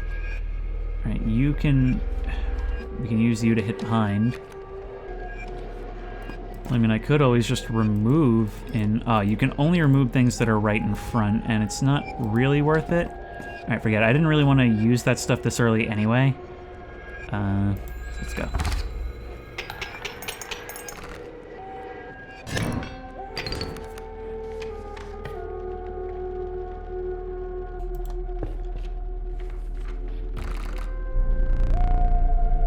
You must make a different kind of choice now. Choose not a specific beast, but decide the cost that you wish to pay.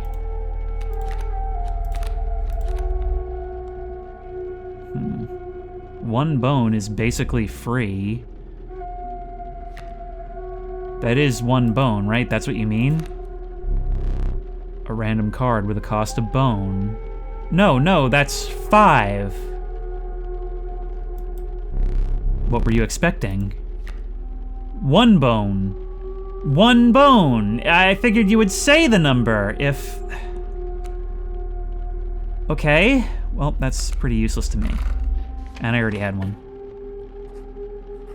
Now what do I want to do? What is this? You came across some familiar stones, but there was something different. You intuited that the fate of the creature selected for this would not be pleasant.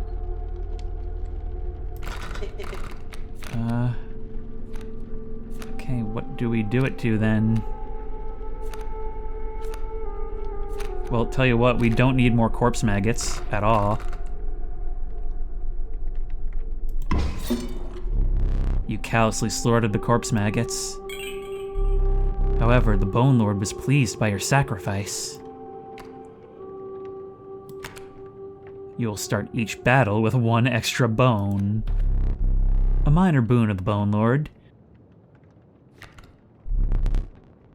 You shook off the viscera of the poor corpse maggots and carried onwards.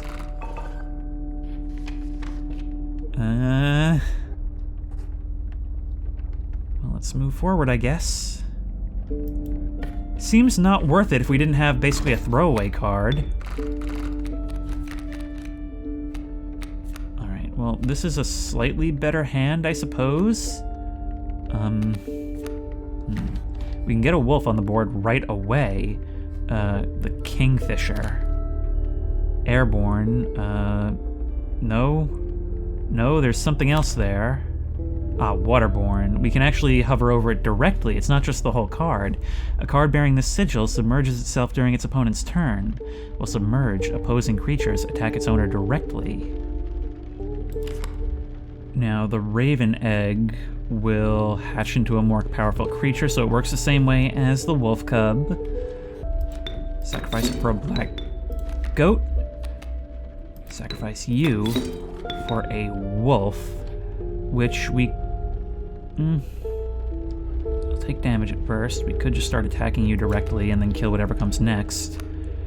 And then we can't take a thing this turn. You're gonna start doing damage right away. And I can't kill any of you right away. So that's the trouble with that. Kind of banking on doing damage over time. You'll do the exact same to me, balancing the scales. You're now submerged, which means we can't attack you. We will attack directly, is the thing. So now, you can take that Raven Egg is going to be a problem. You can attack with the Stoat. The Sparrow will die next turn, but because you're all back there, you're an issue for us. I could just kill somebody. I could just kill it. I could just kill it and not even find out. There we go. That helps me a lot. You're coming in now. Ooh, an otter. Now, what of you, sir? You're just also waterborne. So we can start doing greater damage here. Place a squirrel down, negate some damage. Do some of our own. There we go.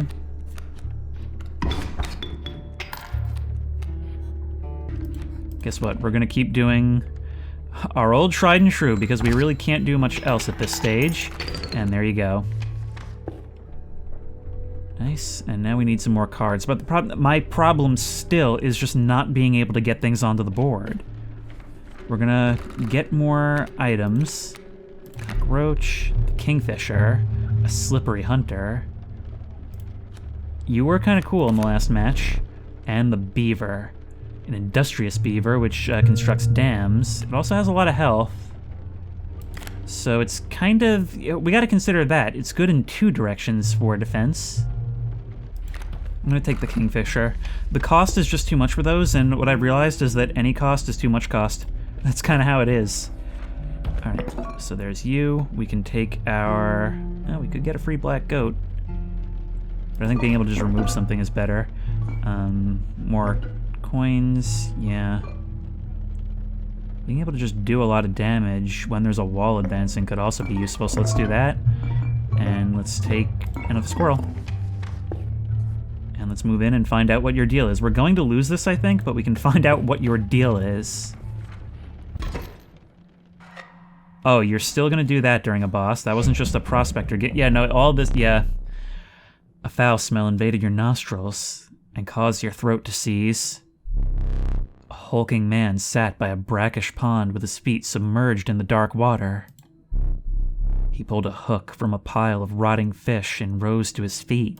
My God, I didn't need the sound. I am the angler. Go fish. Look at you. We have not one opponent, but many. The angler. Mind his hook. Play a squirrel or something when he aims it. That will protect your best cards. How do I know when you're aiming it? Okay, well, there's your kingfisher coming in. Okay, the smoke will get us some bones.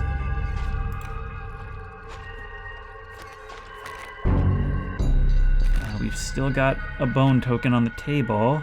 Well, from the thing.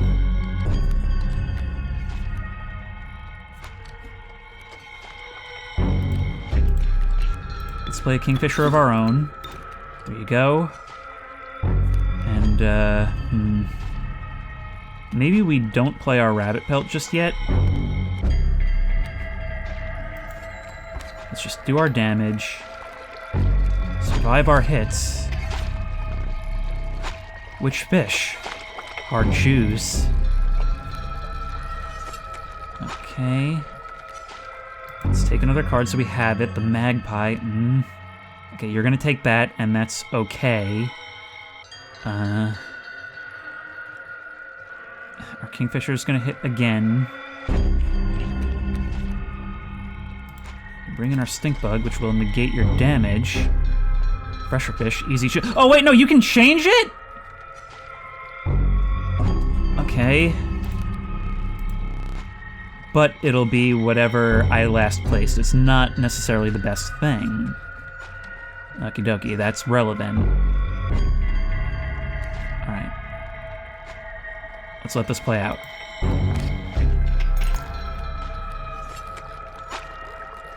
You can do no damage. You can do that. Mine, now go fish, cool. Could sacrifice two things. Get 3 blood, but it doesn't matter if we do it with the magpie. Rabbit pelt's not doing anything, we don't need to get rid of it. I see that as a free space. We can sacrifice for the mole man, which is useless. Well, not useless. Actually, area denial is as important for us as it is for them. I mean, if it's so effective for him, why shouldn't we use it? Let's knock you out. Out of the way for the stink bug.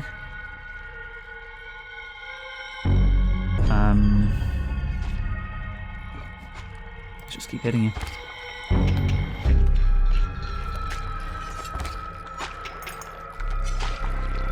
Stale fish, hard shoes. Okay. We can... Also, if we know you're gonna take something, we can always sacrifice it, right? Like, that could be a strategy. Well then, if we want to do this, we could... Can we sacrifice that? We can sacrifice the smoke. Get our bones, right? Put the magpie down, who can do 1 damage. It'll die. If we put it here, we can at least hit through it, right? I mean, I guess it doesn't matter. Then... I think I know what we do. if I'm understanding this correctly, grab the wolf, right? Take the wolf. Yes, you'll do that. Fine by me. Sacrifice for you. Put you in. Fresh choose. Yep, you'll want that.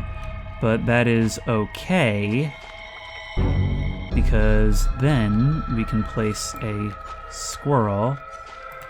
Use it to block that.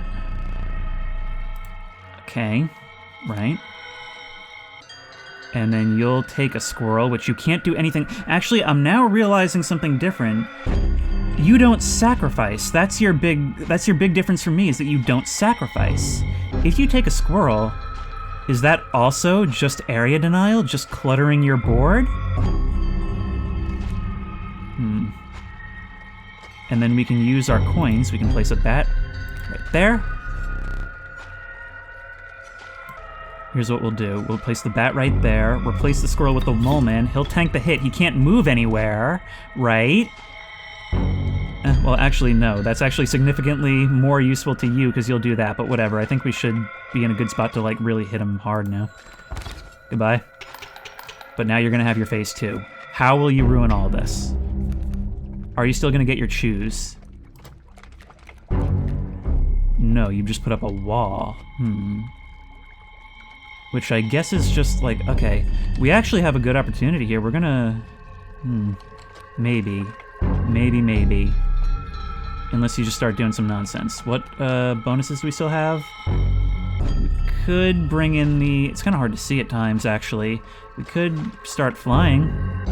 We could just start flying.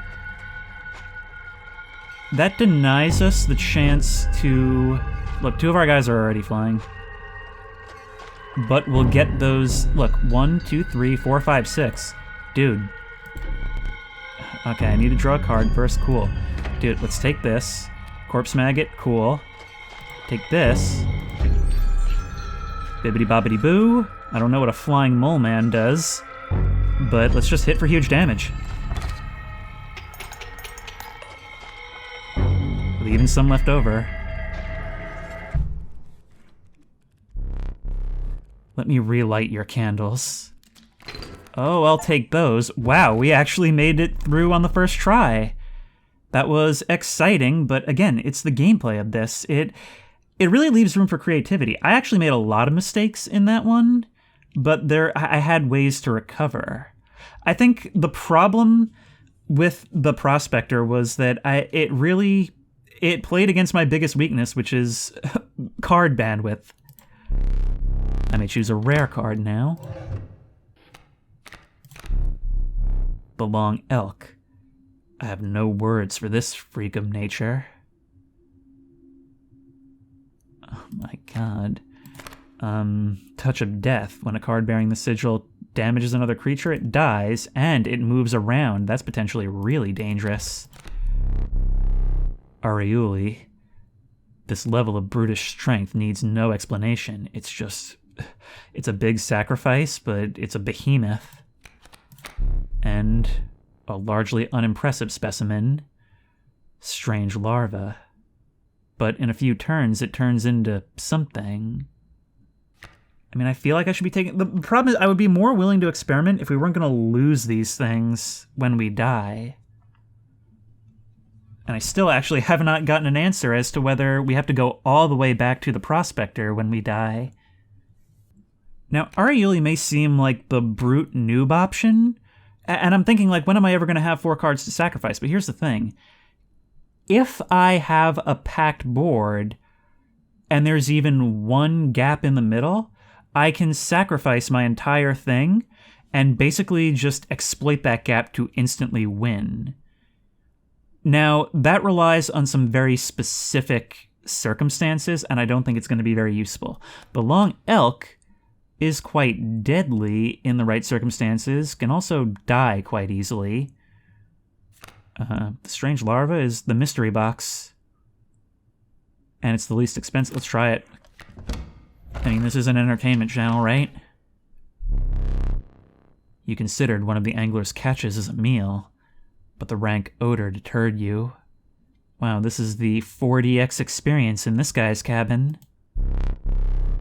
dinner would have to wait. Maybe he's just a really, really good host.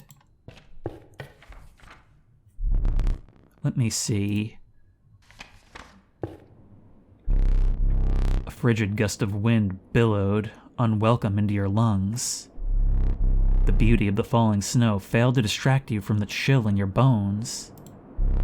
You had ascended to the snow line. Ooh, boy.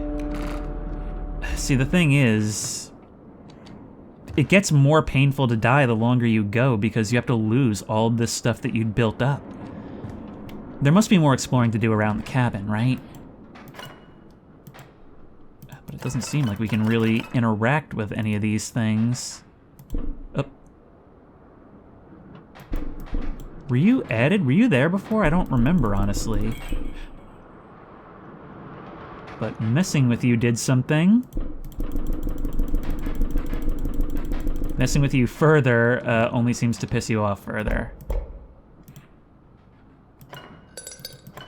Ah, we can extract your gold teeth. What happened to don't touch my things? Also, is there any reason to extinguish these candles, or am I maybe screwing myself? Well, actually, look. That's adding to the smoke being caught in this thing. Actually, is that just hanging off of the device on the right, or is it actually, like, taking that smoke? You things, you're open as well. There we go. Caged wolf. What does our caged wolf do? Well, I guess we'll find out in a bit. And there's you. You are a totem head. And I thought I had all the totem heads together. My thanks. The woodcarver will offer this now. Oh, so we don't even get it. It just goes into the pool. Awesome. It's a jump scare and a half every time you turn around. Let's just spin the globe a whole bunch.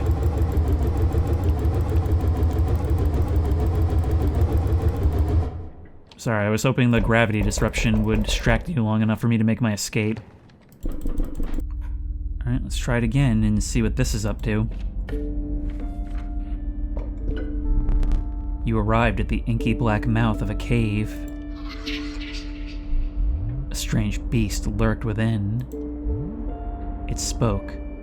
Pass one of my trials, and I will be yours, in a raspy voice. 3 creatures will be drawn from your deck. They will decide your success or failure. It spoke again. But first you will choose a trial. The trial of kin. 2 of the 3 drawn cards must be kin to pass. The trial of health. The 3 drawn cards must have at least 6 health combined to pass. And the trial of wisdom. The 3 drawn cards must have at least 3 sigils among them to pass. Let's do it. Let the trial of kin begin. A turkey vulture, strange larva, and wolf.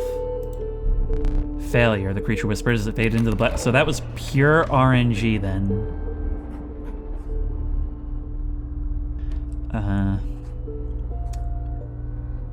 Let's move forward.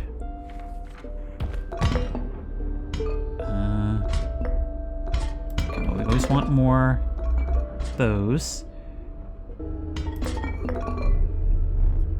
That pitiful opossum. Okay, you're new. Frozen opossum. A frozen opossum is created in your hand. A frozen opossum is defined as 0 power, 5 health, frozen away. So it's a wall. Alright, I'll take it. Alright, let's go in, I guess. Alright, that's still active. Okay, so here's the deal. You guys aren't much now, but you're going to be a problem if we don't kill you post-haste. So, what we want to do we place you there. Replace you with a black goat, who replaces the wolf and goes there. We start doing damage, and I want to start killing you like next turn. So let's negate some of that incoming, but we really need somebody who can kill you next. So we gotta draw a card from there. The problem is now I've moved through my deck, and once again, I'm in the place where I'm starved. I'm starved for stuff. You can move in, you can get your hits. Now I've got a big elk coming down. It's just an elk rush.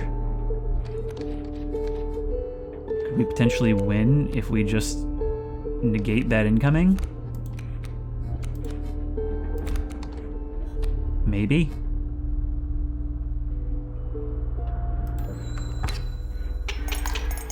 There we go. All right. We just had to win that one fast, I guess, because there was nothing. I have no counter for when there's a wall coming at me.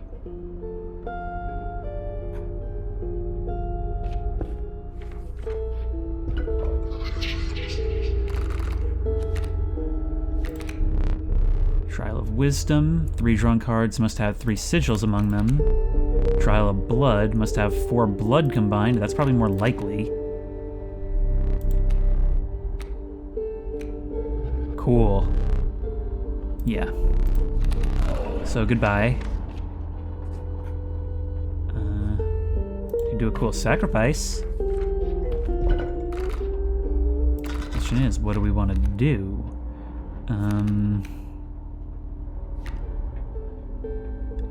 That's potentially powerful. We could make something basically immortal. Stink bug. Imagine if we could do that, actually. We'll just have to see what it does. But imagine if we had an immortal stink bug that negates the damage of whatever's in front of it, can't be killed by it, and will continue doing damage all throughout. I'm actually not sure how cost works.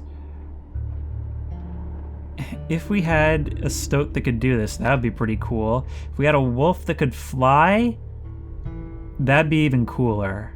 And the cost is actually, it sort of works out to being less than this guy. Let's do it. There you are. And that's exactly what I was hoping for. There you are. Great. This is not the worst hand, but not really a good one either. We've got to kill those elk fawn, which it's doing that again? Yeah, the stoat can take a hit. Place you. Place you. You go down there.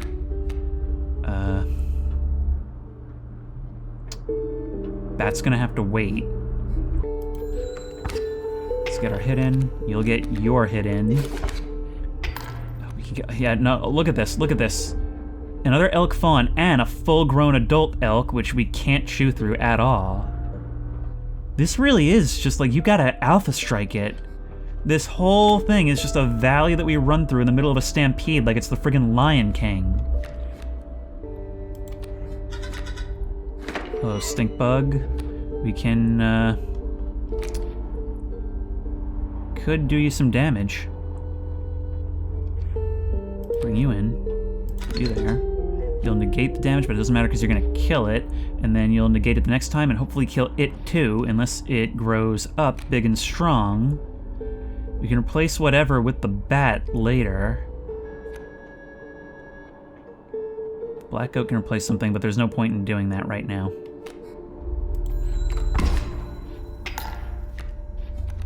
You've grown up. You've grown up, which screws us. It screws us big. It screws us really, really big. We can... if this wasn't that, we can bring the bat in and have it do its damage. That's all I got, man. That's literally all I got. We could use a black goat sacrificially, not sacrificially for us.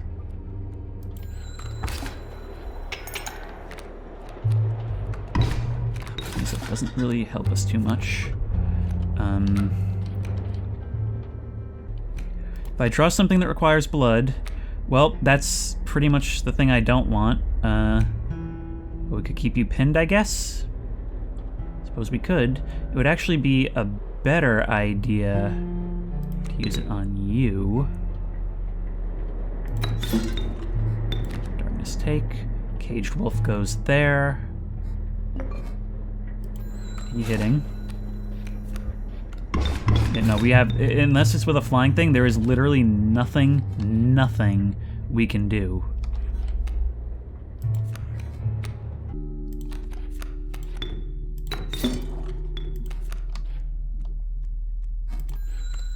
There we go, we hit through you, you're gonna do your thing. And we free the wolf statue. Oh, I see, you needed to, okay, you didn't inform me of that. But you can do stuff like that. What was that? Well, it was us losing, really, so it kind of doesn't matter.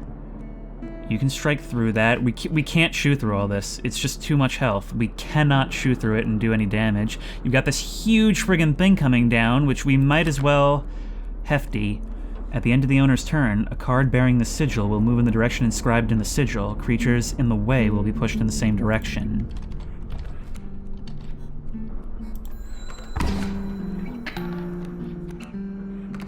And there we go. Well, there's one of our candles, and we start anew, but it allows us to move on. Alright, that's the first time we've died not in a boss fight. Maybe there was some combination of luck that could have done it, but the RNG is really starting to show its head here. And it all came down to what I drew.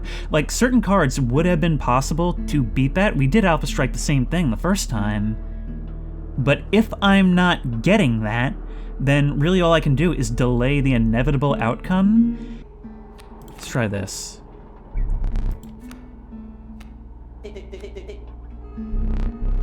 One from the wolf, two from the magpie, so we did get you this time. And now I get to pick from you. The Rat King. The Warren. What does the Warren do? When a card bearing this sigil is played, a rabbit is created in your hand. A rabbit is defined as 0 power, 1 health. So, but you're exceptionally good sacrifice material. Is that right? And you. Creatures adjacent to this card gain 1 power. I'm gonna take the alpha. It's the obvious choice, but more complicated things you just can't count on is the problem.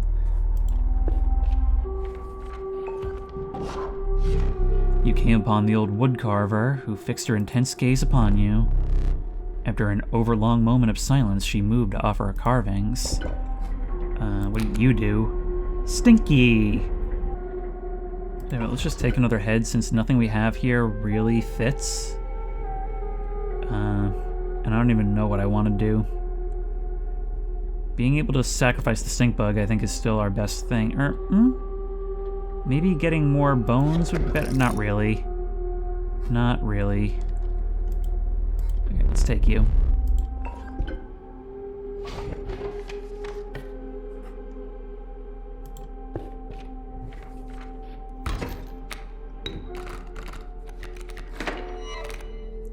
Strange larva.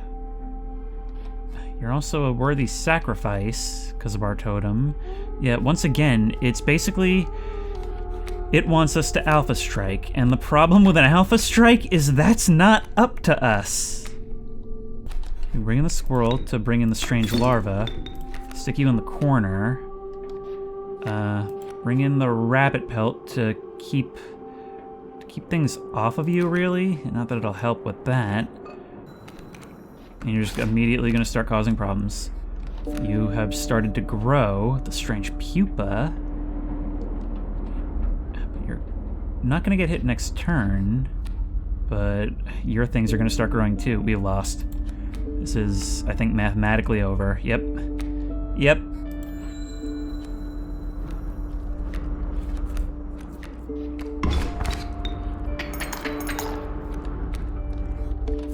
Okay, now we've got this thing, Mothman. You do crazy damage.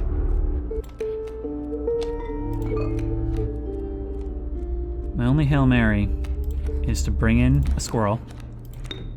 Sacrifice a squirrel to the black goat.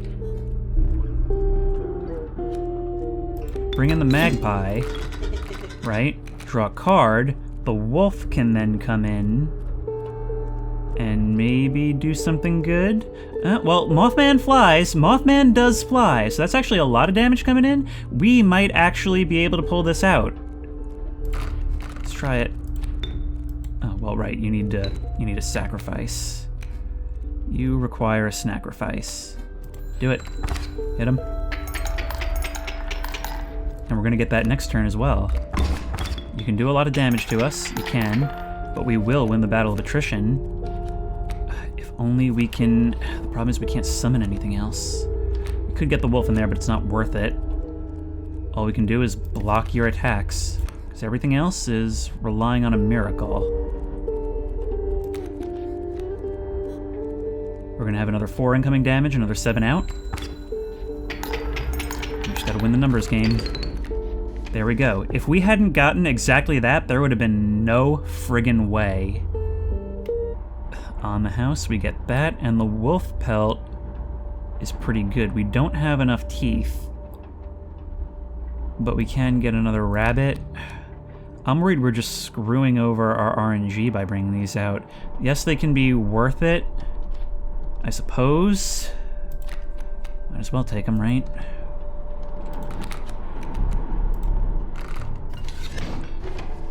I mean, they have saved us in the past, but they can also screw us. Like, royally. There is a downside to just having too many friggin' cards in your deck. You came upon the old woodcarver, blah, blah, blah. Let's see, can we get a decent head? Ooh. We can make the stink bug really deadly. Let's take it. Let's do that. Let's take the bug head and put you on the deadly totem.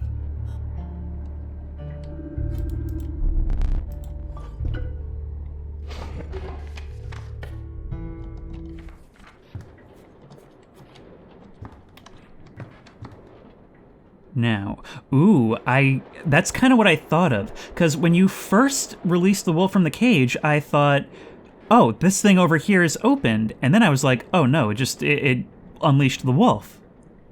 No, it's both. So things that happen in the card game will actually affect progression in the cabin itself. Well, we've got you. Now, what do we do with you?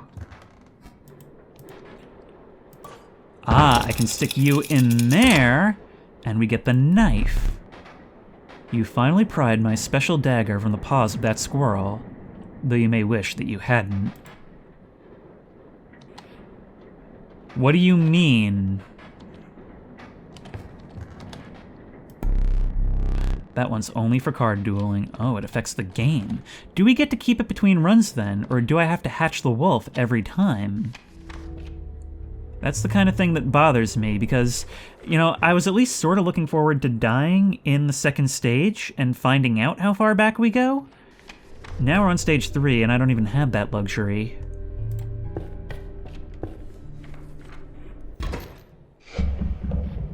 Here we are. A man stood before you. A man you recognized immediately. It was the trapper.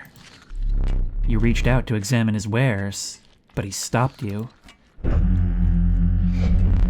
Sorry, but today you will supply the pelts. God, the change in music and the different mask, it's, even now that I'm expecting it, it's a bit of a jump scare every time.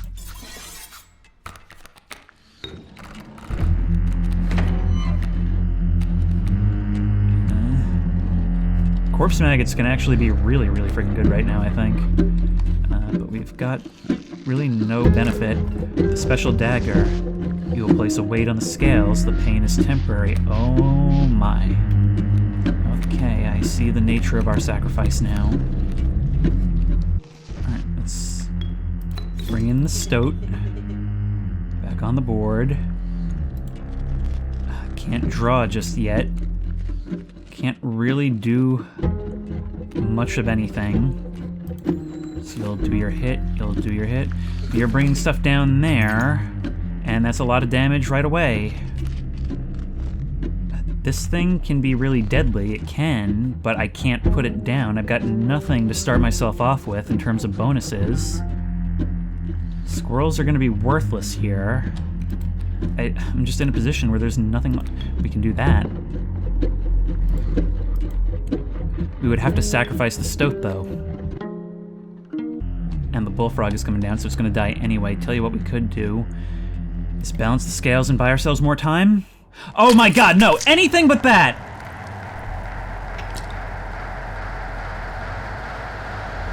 You could have used anything! But we can... I love how you start trembling when the sacrifice is a potential. Kill you, the trap comes out. It just becomes... Wait, that comes out of you. So what do we do about that? We have to sacrifice things to get by you.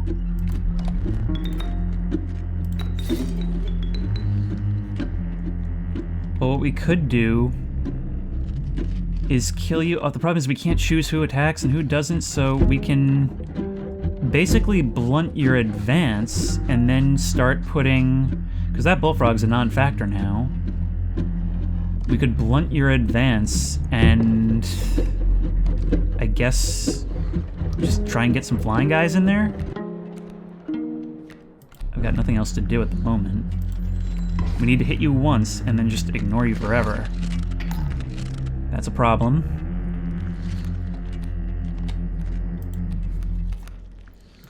Put the rabbit pelt right here so that we don't have to sacrifice anything.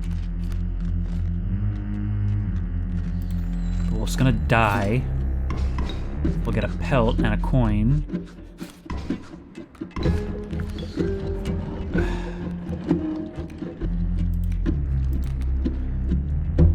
We're gonna put the wolf pelt on the board. It'll buy us some time. These frogs are a double-edged sword. That snake is gonna get first pick at the corpse maggots, thus negating the point. Mole Man can come in, but we don't want Mole Man.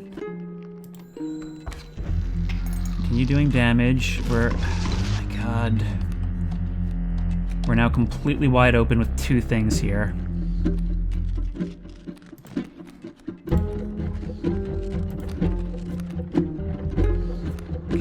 Play Stink Bug, kill just whatever comes down for it,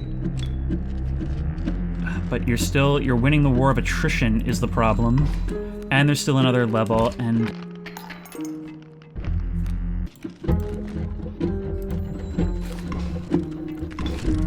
you're dead.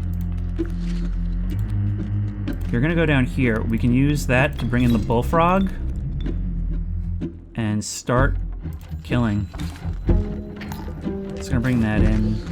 Bullfrog's gonna get hurt. Bullfrog kills you. We gotta start bringing more cards out.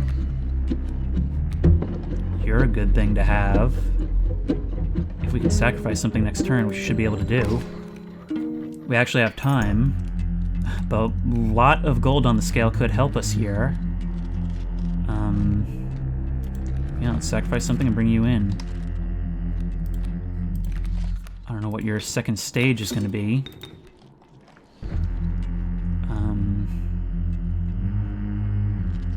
Potentially something deadly.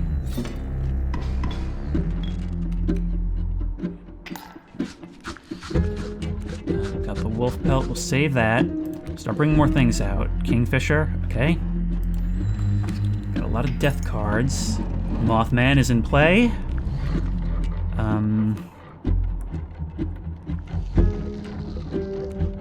Do we start bringing in squirrels now?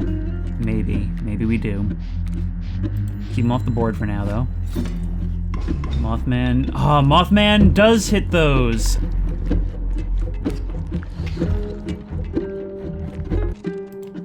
Let's get more guys. We got the time.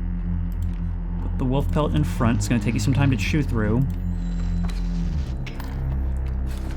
Yes. Get more guys. Another rabbit pelt. Just pelts as far as the eye can see. Some bug, keep going. You're gone. Got a squirrel. Try you. Bat. That is potentially very helpful. We don't want it on the board right now. Here's a wolf pelt. Keep our squirrel. Okay. It's starting to grind down. This is an intense one.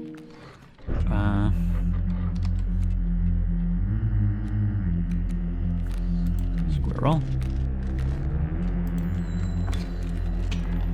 That's us snuffing one flame. Exquisite pelts, but the cycle must continue. What's your gimmick? Let's trade. Ah, you're willing to trade the— oh my god! Oh no, okay, it's a trade. I was worried that that was a whole thing coming in. Powerful cards. I will accept only the finest pelts for them. Trade for what you can, but know this. The rest will stay and fight for me.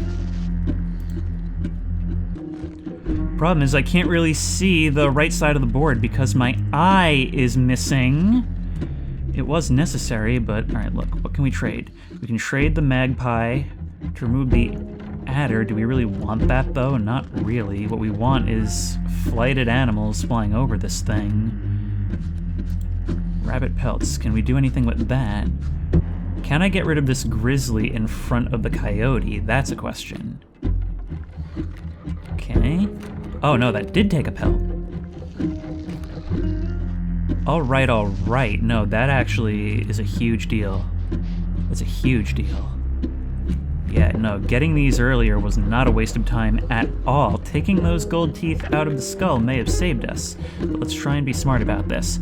Everything in the front is very low damage. It's low damage, but decent defense. We don't want to kill these things, because then the bears get at us. Tell you what, I think we're gonna leave the river snapper. He's low damage. We'll get rid of the grizzly. I would have chosen differently. I would not, because the coyote is gonna die. It's gonna die straight away. We can probably deal with the bat, but it's low damage, and the adder is also low damage. So now what I'm thinking, I believe I can play now, right? And get our bat. I've got to draw a card first. Well, I can prevent you from doing damage. The bat's gonna do damage regardless. We take a squirrel. We can summon a bear. We bring these squirrels down, right? That's why we built them up. Squirrel and squirrel. Now we take a grizzly. And we boom, boom, boom. Those all go into there. You go here, you kill the bat, that negates most of the damage that's going to be coming in. That's a 1 and a 1 coming in each turn, 2.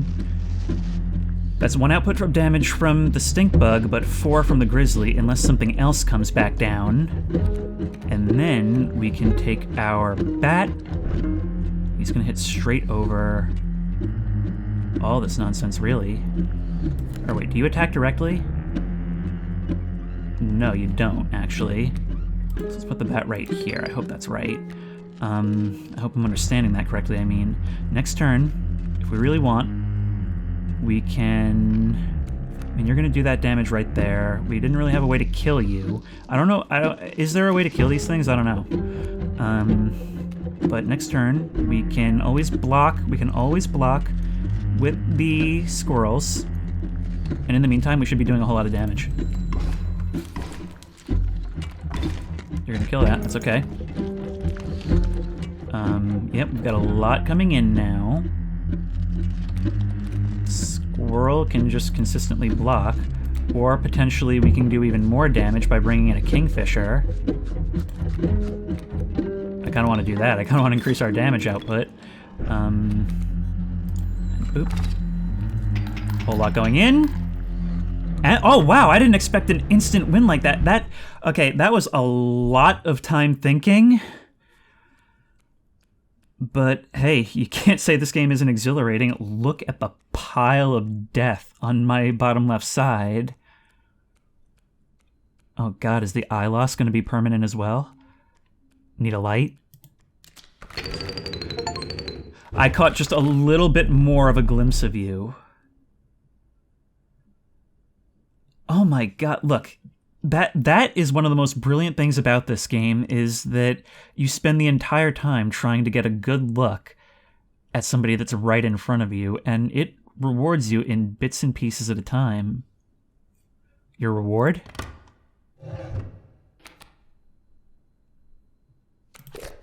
Mole man? Pack rat? Or amalgam? With some of the totems we have, the amalgam could be really good. Let's take them. Believe it or not, you're not the first to lose an eye here. This isn't much fun if you're half blind. Perhaps you'd like to replace it? We have a choice. I wonder if they actually do different things. Well, tell you what. I'd like to come away with a story, but I also feel like it's choosing the Holy Grail, like there's some secret test of character in this, don't you think? Let's take this one.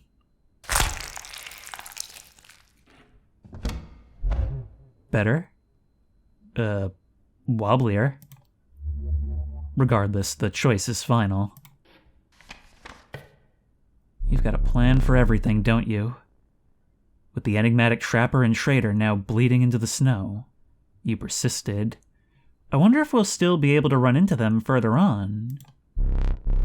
You could see a light in the distance. The end is near.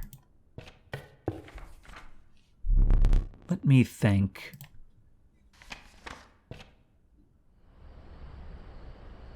Oh my. Oh my. This is a short one, but I guess a final boss of sorts. Okay, well, I'm going to take... My deck is alright. It's kind of cluttered, rather than being specialized, but I have literally no bonuses. Well, we're obviously going to take that, because it's really helpful in a pinch. Being able to just remove whatever is good, but being able to hit over whatever is also good. You know, I'm now realizing something. This ends with us arriving at a cabin. A cabin in the woods, which, perhaps after our long and perilous journey, seems like a place of respite, but which very likely contains perhaps a lonely old recluse who just wants to play a game of cards. Just how deep does it go? Are we really getting into Matrix theory with this thing? I have also had a look around, and I have seen, because I need to know this, because I'm doing this, you know, for work, that yes, if we die at this point, we go all the way back to the beginning of the game. And certain things do become easier. It will eventually basically let you through. And I'm probably going to stop after this simply because a lot of people say that Act 2 is not nearly as interesting as Act 1, but that Act 1 really should be completed. So maybe I'll revisit sometime in the future, but for now, we'll consider this a limited 2-part series. Let's step inside. Your eyes affix themselves to the small cabin. Its warm light a beacon in the oppressive darkness of the night. Surely this cabin marked the end of your travails.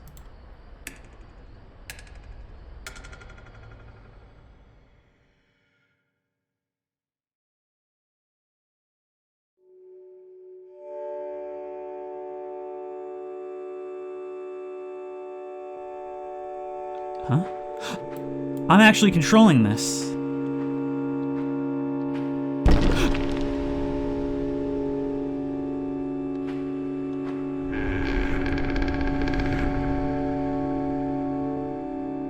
Seeing from the perspective of the game piece. Well, I suppose it's fitting we were always your pawn.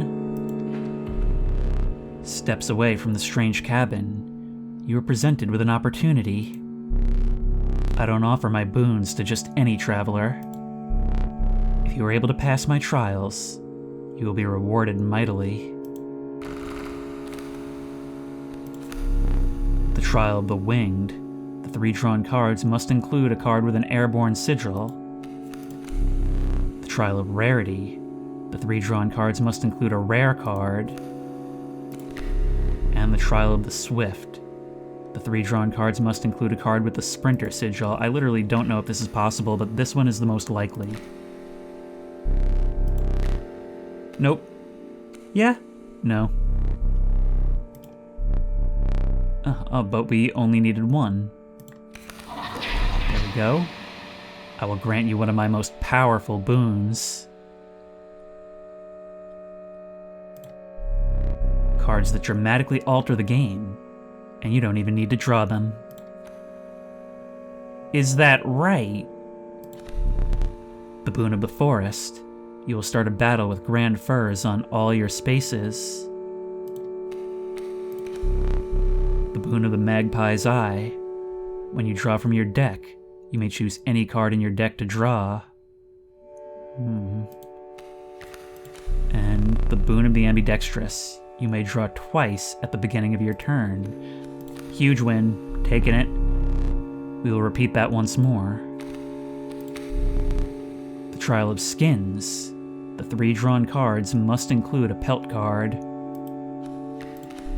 The Trial of the Ring. If you have a ring, you pass automatically. I don't know. Could I have gotten a ring from somewhere? And the Trial of the Finned. The 3 drawn cards must include a card with the waterborne sigil. It's the only thing with a chance, I think. Wait, I thought I couldn't have a pelt. I thought I had traded them all. Not a single card with the waterborne sigil. Failure. Alright, let's get in there. My God. You managed to get a boon. This may be a fair competition. Oh my God.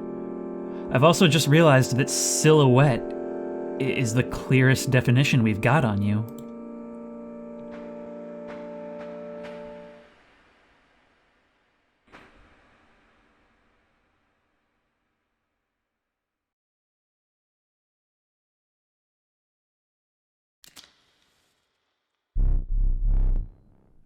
Nothing but a man. An overgrown, raggedy-skinned, Darkwood character of a man. But, I don't know, it's not what I expected, but somehow, it's not disappointing. You took your time out there, and I'm itching for another game. Are you ready to play? Sure.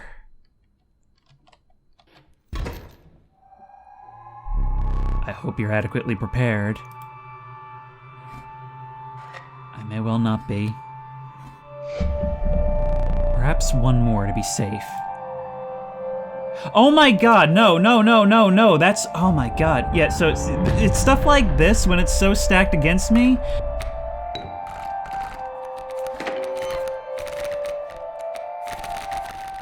There's our things. You've got a mole man, you've got an amalgam of your own. I've just noticed the, all your masks are passing in front of you.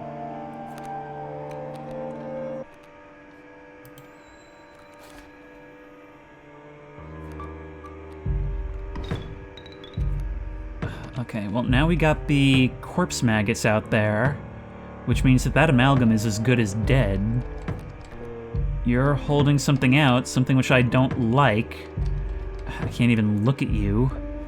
Other than that, we don't have much going for us. Pull a squirrel, draw a black goat, and hope to sacrifice it next turn. That could be a thing. What is this coming in? The Mantis God. You're gonna hit everything. You're gonna hit everything. right? We can draw more than one thing. The rabbit pelt. And then we can get our own mole man. He'll at least absorb some damage.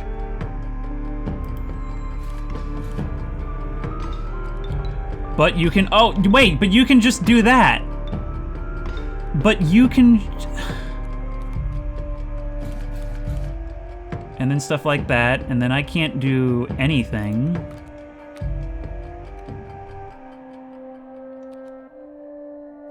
Let's draw more. The bat, okay. Just let you try and ship through for a while. All stale, hard shoes. Take one of those gold nuggets, maybe you can screw yourself. Or just not. You can just, like, knock everything off the board, so that's awesome. Well, what can we do? Put down the bat. Put down the black goat. Start hitting through all your stuff. You've got 2 amalgams coming out right now. Stinkbug can come in and actually negate the Mantis God. That's good. Of course, we want to get you out of there as soon as possible. We can place... how are we going to do this? Well, now would be a good time to place our bat, right? Who can just kind of live there.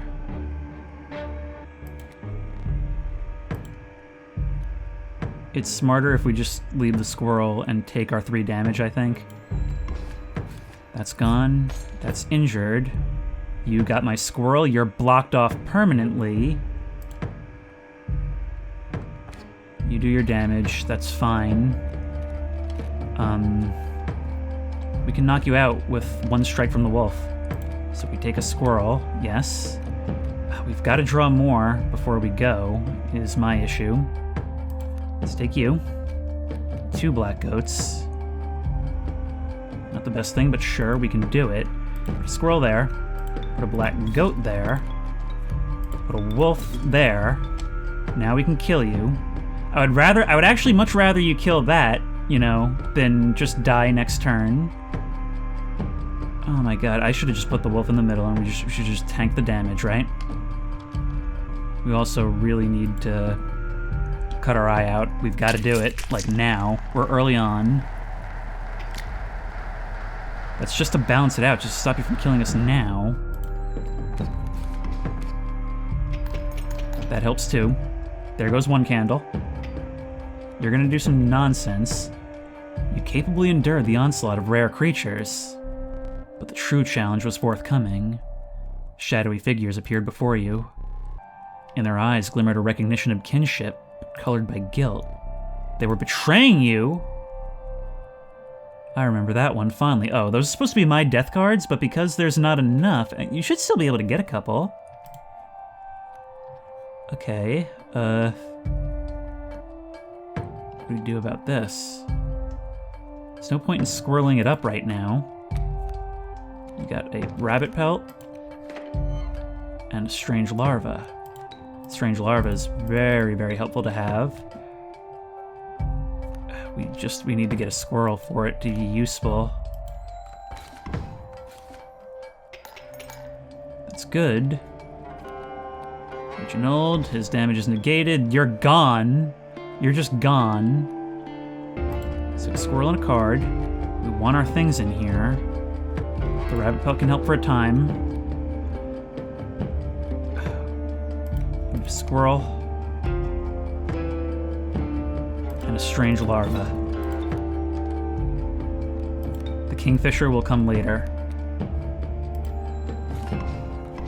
You're gone. You're gone.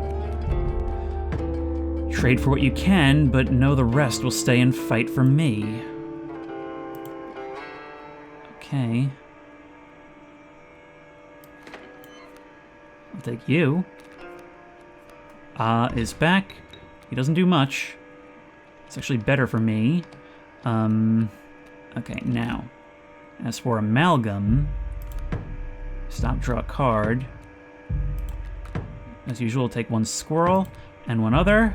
The wolf. We could just... Yeah, it's a regular wolf. It can kill Ah. Does that mean our soul is being set free? We're gonna start doing big damage. Problem is, we could also lose just whatever. Alright, I know what I'm doing. I think. Let's now bring in the black goat and sacrifice the black goat for the amalgam.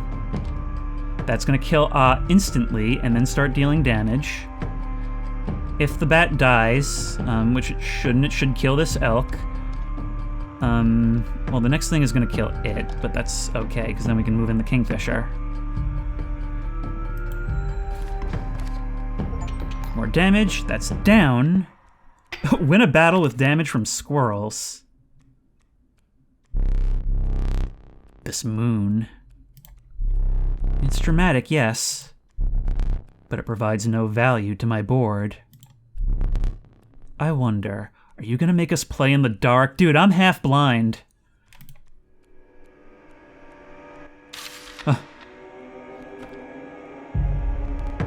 Now that is value. What are you... What did that do? Well, it seems to do the same thing. What is this?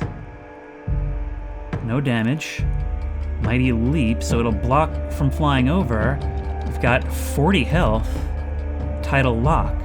At the beginning of its owner's turn, a card bearing the sigil will pull small creatures like squirrels into its orbit. I have no idea how to do anything about this stuff.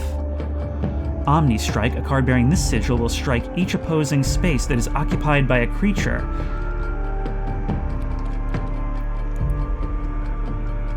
Well, we've got a lot of death facing your way. We've got a bug deck. Does that count? Does death affect the moon? Let's get a squirrel preemptively, like, and a U. Alpha. Alpha can increase your strength, but it doesn't matter now. You really destroyed... death does work on the moon, cool. You really destroyed the moon. I suppose all that's left is to finish me off. Go on. It was really that easy?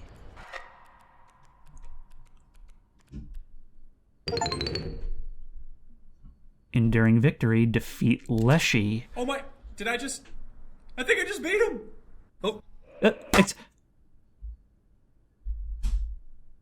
Well, there's our framing device! What the heck? Wait, so this was a game, within a game, within a game, and I'm playing the game.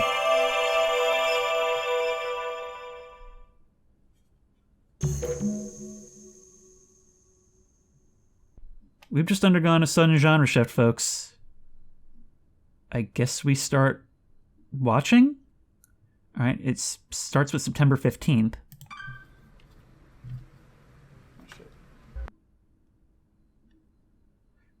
Was this made by Sam Lake? We're doing like a multimedia thing here.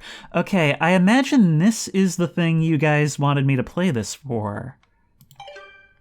Another one on the 15th, presumably what you intended to record. Hey there, card gamers. I'm the Lucky Carter, and this is another pack opening video. Today, I am opening Catch Monsters packs and digging for that epic, shiny Transcend Dog! And here I'll add some crazy VFX with lightning bolts or something. Okay, ladies and gentlemen, I am about to open my first pack. Feeling good about this one. Feeling real good. Ooh, what do we got here? Okay, and our first rare is a Birchkin.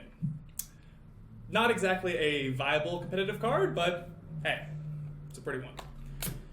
All right, next pack. Feeling even better about this one. I gotta say, these cards are feeling extra silky today. I mean, they're so smooth. Not sure what they're doing down there at the card factory, but these are feeling good in my hands. Okay, let's see what we got here. Some jank cards. maybe a few additions to my draft cube. We'll see. And our rare for this pack is Bandog. Not exactly riveting so far, but we have many packs to go. Next pack, here we come. Just cut out this part. But you didn't. We're looking at the files directly. Also, that's a very difficult to chroma key out green screen, that line running through it and the shadows from the wrinkles. But I'm also more trying to figure out when this takes place. It's a 16:9 camcorder, but this feels like a very 80s, 90s interest type of thing. Then again, it could be just like a niche YouTuber. It could be now, for all we know. Then again, that ringtone was very early 2000s. October 2nd, a couple weeks later. Hey there, card gamers! I'm the Lucky Carter, and this is a vintage pack opening video. Today I'm opening a few super rare old packs I snagged at a garage sale. I've got 4 packs of Inscryption. You would not believe the deal I got on these. Now, not all of you will even remember this game. I'm barely old enough to have seen these going around in my childhood. For whatever reason, they only did 1 set of these cards and then stopped printing them. There's not a huge market for them anymore, but at the rate I got them for, there's not really much to lose. That being said, a foil Mantis God goes for a couple $100, so fingers crossed.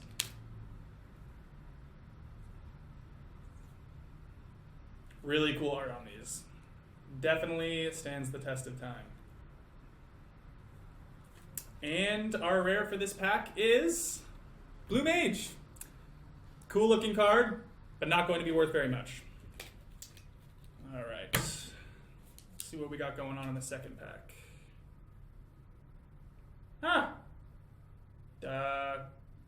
This pack has been opened and resealed. Hope no one snuck the rare out of it. That would suck. Come on, people, honestly. Who opens and reseals a pack?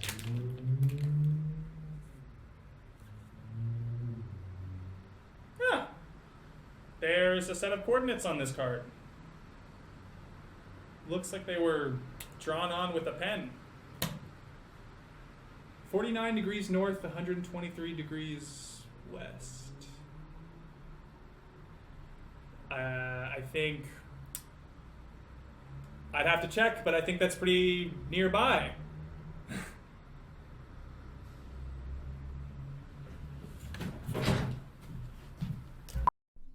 We're actually doing lost media. This is not the direction I expected this to take.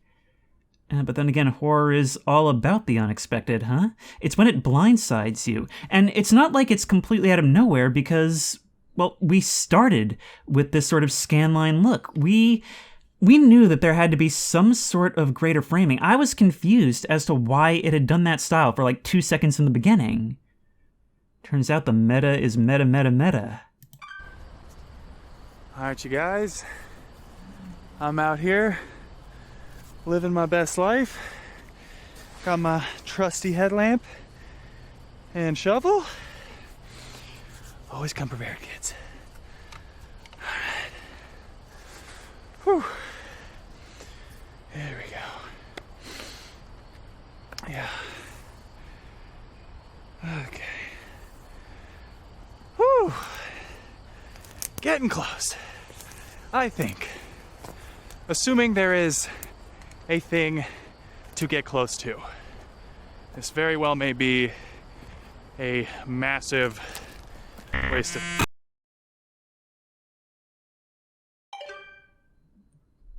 I've got to know more, but it looks like the next... whatever you recorded next failed to write properly.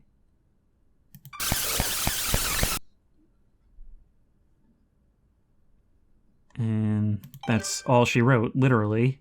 The SD card, I mean. All right. That's why you always bring an extra battery, boys and girls. Every time. You gotta come prepared. Okay.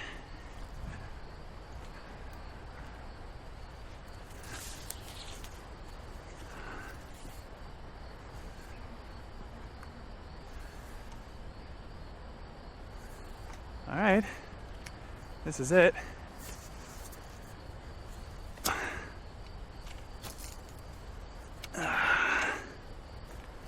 And now we dig.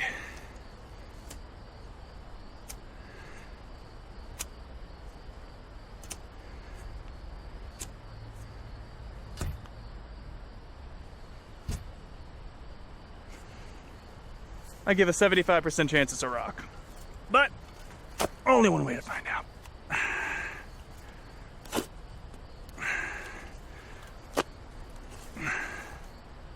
What the fuck is that? Oh my god, you guys, I can't believe it. There's actually something here.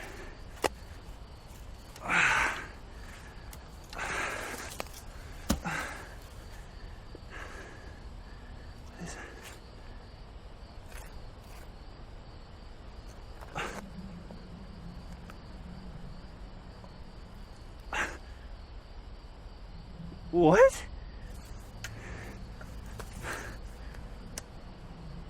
What the fuck? Guys, are you seeing this? I'm a little confused.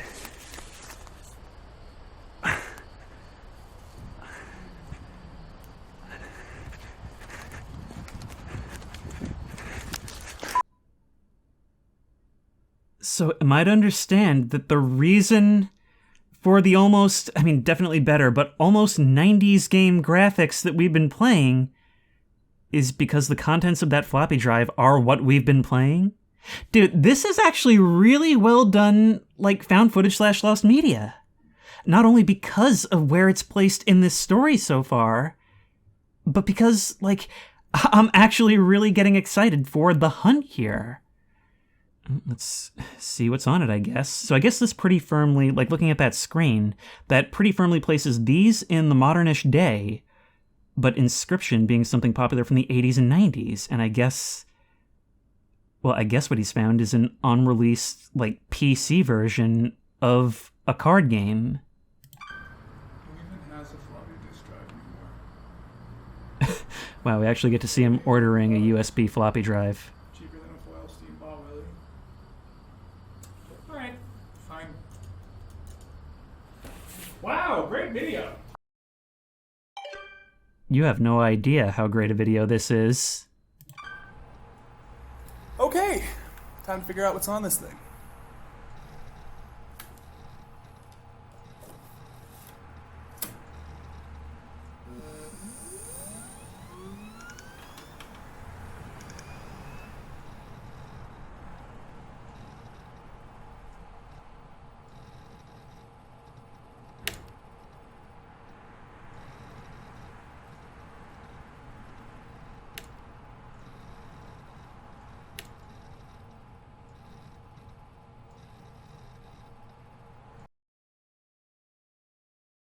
And where this ends is where our journey began. Dude, that is so cool!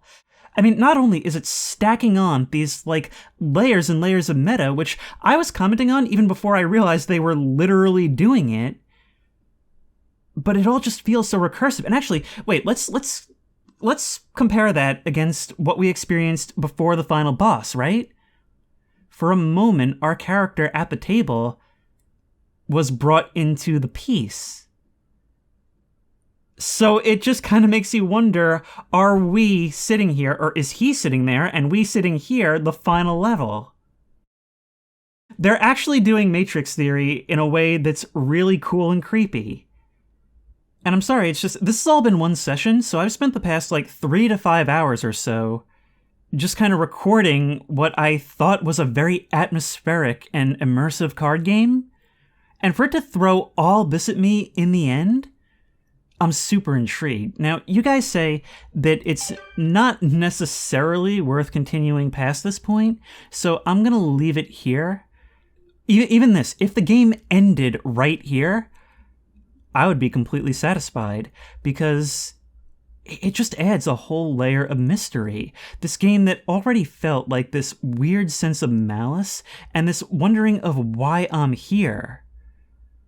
And in the end, we didn't really get much of an answer to that. Like, we got a reveal of who's sitting across from us, but we didn't learn our story. Well, I guess you could say the whole act was sort of telling our story in a way. But now I realize he also found this. He also entered the cabin by journeying into the woods. There's some cool stuff going on here, and I feel like I'm not in the right headspace to unpack it all. All I can say is wow. Stop browsing the footage? Yeah, I think we're done.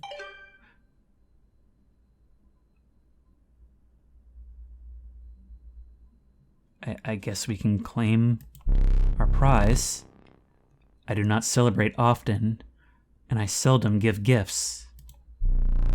But you, Challenger, you are worthy. Please, do not be polite. Dig in. Is there something wrong? Your prize awaits. Very well, come with me.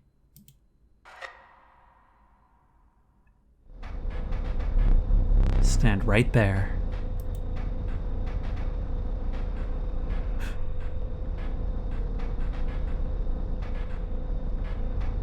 You're even worse when we can kinda see you in shadow. Do I get to take your photo now? Can't look around.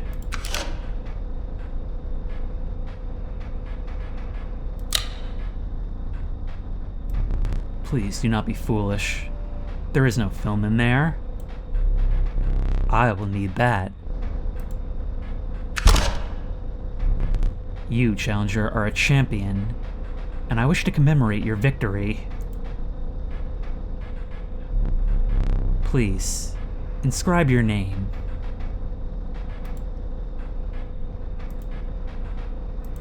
Wait, can I? I think I'm still missing the eye, so I can't really see, but yes, I think there is a blinking thing there.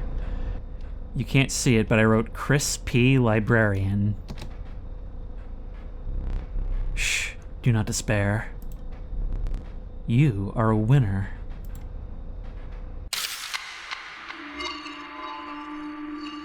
And you are a cheater. And inconsistent. How is this game not over yet? The last challenger managed to defeat me. A rare event. Go and ask how they did it. So even in victory, we're a new character. So, unlike Pacific Drive, this one is truly committed to being a roguelike. It doesn't pull any punches as far as that goes. You will find them hanging from the door over there. A gift from the angler. You see, he was defeated recently, and wishes to redeem himself. It would be unfortunate if you were to fall to the prospector before he was given that chance. The hook is powerful. You may steal one of my cards with it. For that reason, you will not find any others along the path. Use it wisely. Your starting deck. The stoat got Minecraft. But then again, the stoat we know to be sentient and actively talking to us. It seems even in victory we weren't able to break this. Okay. But right now, all I want to do is stand up. So I guess this is divided into acts. It looks like the room is still opened up. I think I read a thing saying I actually needed the laser eye to do this thing. I didn't do it because it felt like a secret tested character, to be honest. But there we are. Oh, Chris P. Libraria. Well, you know what? We may not be able to leave ourselves, but it's a game where our past informs our present. This is a little bit of an add-on at the end here, because I just wanted to show how I am playing this on my own time, because I had some fun with the card game, and I figured it would be good to play on my own when I can focus on the game and not trying to, like, you know, make a narrative out of it. And I'm having so much fun with this. And some really cool stuff is starting to present. So for example here, we have a totem which makes mammals undying. And so basically it means my squirrels are immortal. Everyone I draw will always come back to me. That includes if it's sacrificed. So that right there is a huge advantage. And that's one of the cool things about this game, is how any little thing can become a big thing if used in conjunction with the right stuff.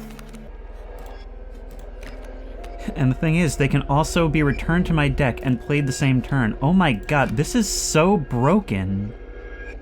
This is just what I was given the first time I encountered the Totem Lady. You have to see which way attrition favors. Does it favor them or you? Sometimes you need to Alpha Strike, and sometimes you need to just kind of hang back and let them burn themselves out. Now, it's been a couple weeks since I recorded this, but from what I understand, there is a major overhaul mod to this game called Casey's Mod, which basically strips it down to basically pure gameplay for people who are here for the game and not the story. And that's really, really cool because it was essentially integrated into the game itself. Now, I don't know how we activate that or if it's a setting or what, but there are achievements for it in base Steam. I have never heard of a game doing that before, but it's just really, really awesome. The power of the bullfrog was enhanced by the warmth. As one of the survivors began pulling a knife from their pocket, you withdrew.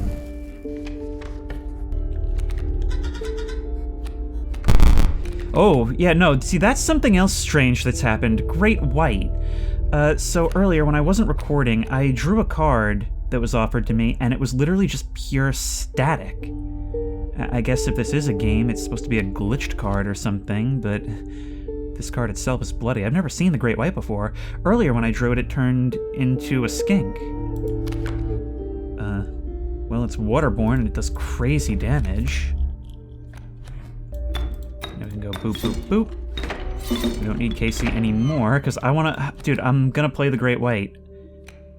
Put a squirrel there, and a squirrel there, and we can save those for later.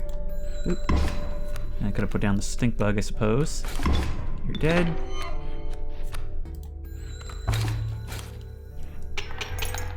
Look at all that damage. We don't even need to...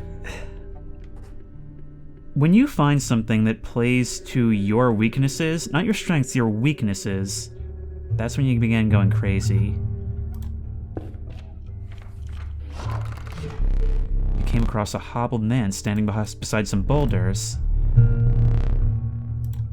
Not supposed to see me till further down the road. I like me a gamble. If you can pick a boulder that has gold in it, you can keep it.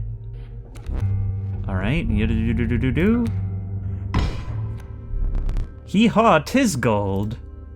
I can barely abide giving it to ye. But a promise is a promise where I'm from. Thank you.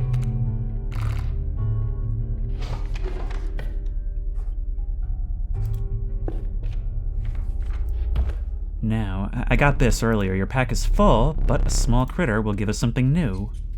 Hi! Oh, another pack rat. We've got 2 of these now. But off to face the prospector with us.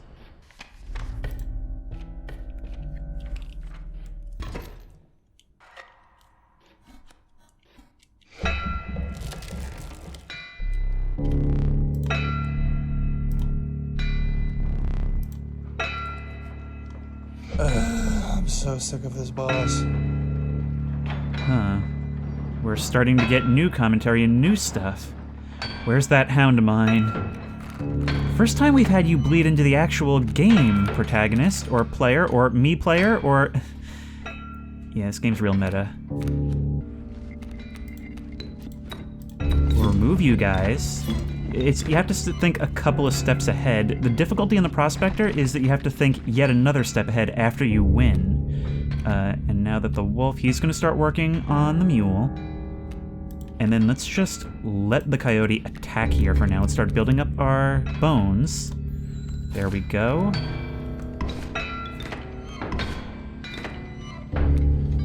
Let's get stuff into our deck. The golden pelt. I wonder if I get something when it dies? Let's find out. And boop.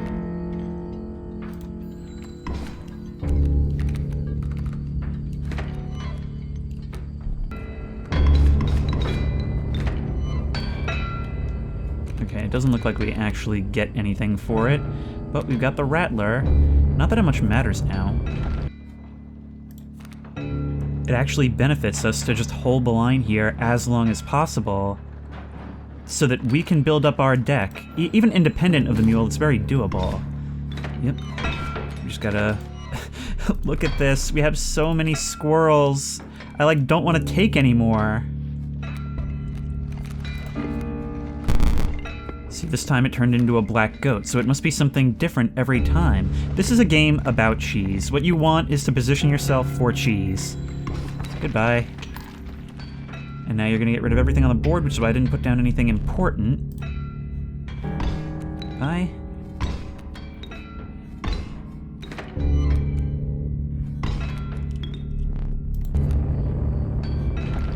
Let's use Casey. Oh, right, you won't attack forward, okay. But you died anyway, because you had that prickly effect.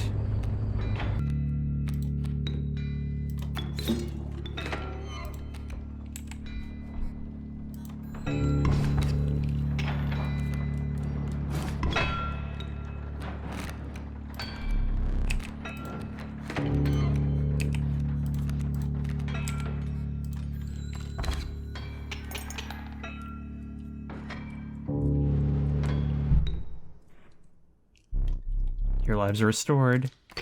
And there you go.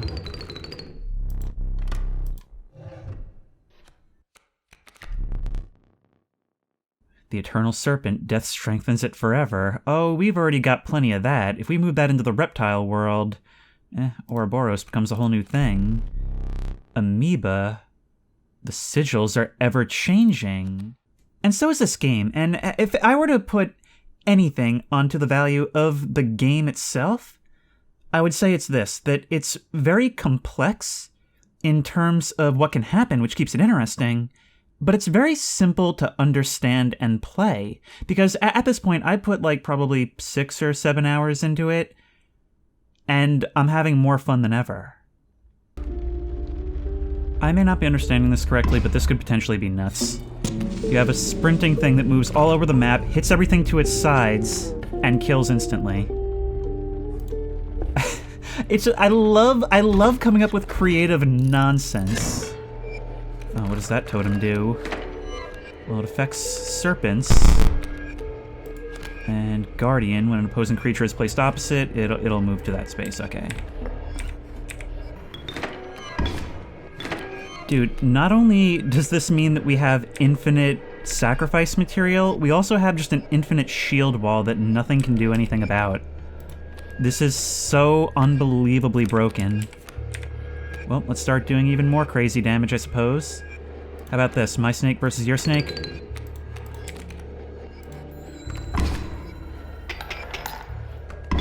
Yep, oh my god, we've gotten that thing down. We're gonna get a lot of bonus points as well.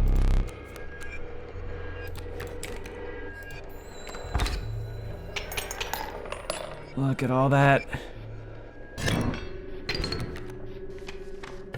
And when you win spectacularly early on, that also means you'll have more to trade to the trader for pelts, which means you'll be able to trade even more once you get... I get it now. Solve the puzzle. It's not so much a card game, because his rules are different. It's to solve the puzzle of each segment and use the right cards and combinations. But you have to apply that to the greater game. It's about the long game and setting yourself up to have better luck.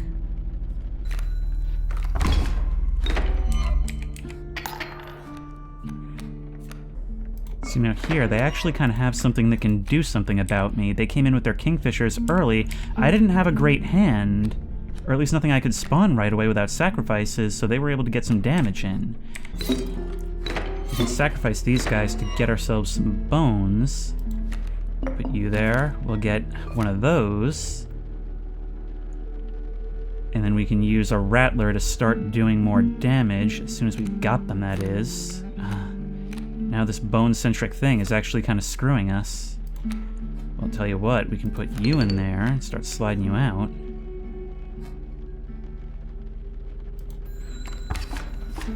Does that kill, though? It doesn't. It does not.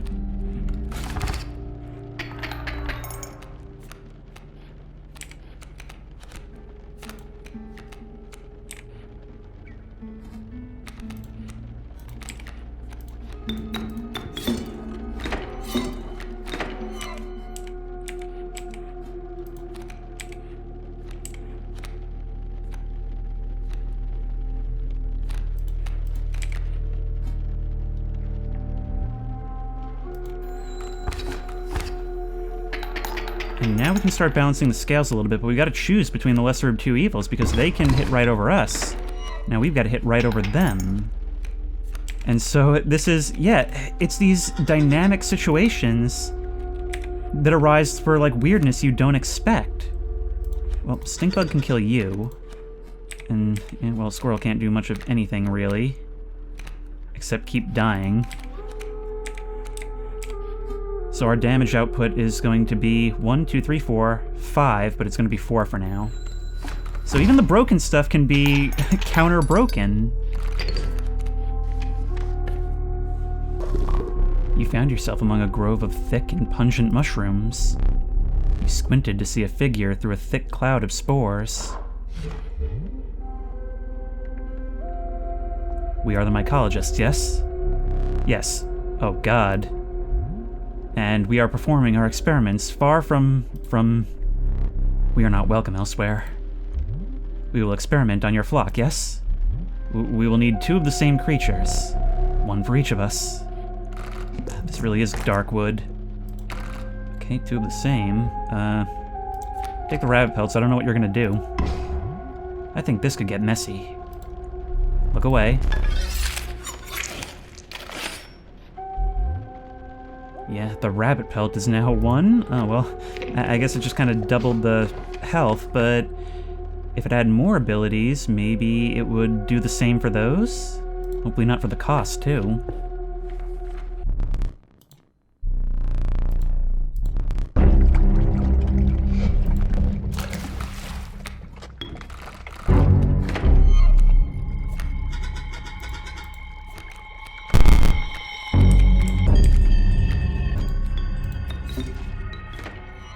Take a bullfrog and put him in here in front of the kingfisher. Stinkbug down there. Squirrel goes back onto the board for later. And actually, yeah, we could put the cat out, but I don't think it really makes a difference. Well, and that does stop you. You just take the hit. I don't think that means you can hit him, though. Alright, we actually have the opportunity to take your guys off the board. I want to save that for your second stage because I feel like that would be a good humiliation move.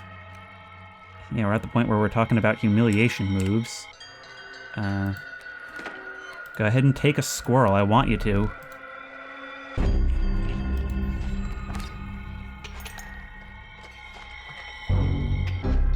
Die already. Even my guy is starting to get a little agitated, huh? Being able to hit over you with something flying would be nice right about now, but it looks like we've got a little while to figure that out still. Oh God, no! Great whites come out of here!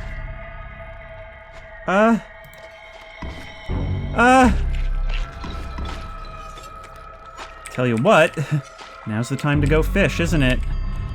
I'm realizing now just how poorly this could and indeed should have gone for me.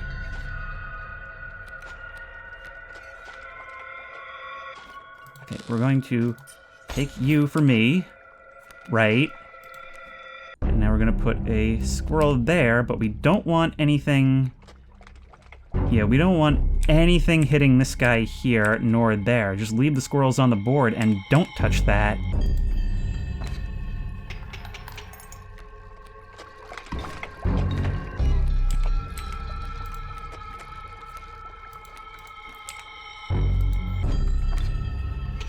And there we go. Our stock of gold builds evermore. You will not perish quite yet.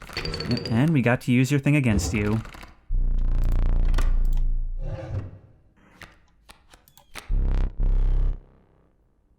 The filthy feral hog. becomes incensed when its chimes are struck, meaning when it's played, a chime is created on each empty adjacent space. So you can kind of create a wall around you. Poor abandoned child, it does not die when sacrificed, but do you have the heart to try it? So essentially the use for this is that you can turn 2 squirrels 1 space apart into 3 shields. Maybe we take that? I mean, the Gek would be very useful as a sacrifice if we didn't already have this squirrel thing. Tell you what, though, what if something free to play could also do the same thing? That could help us out of a jam. You guys can get sigils, right? Yes, you can. Now, if we play the rabbit pelt right here, does this work the way I think it does? It does. Okay. I just wanted to see. And now Reginald goes here. You're gonna...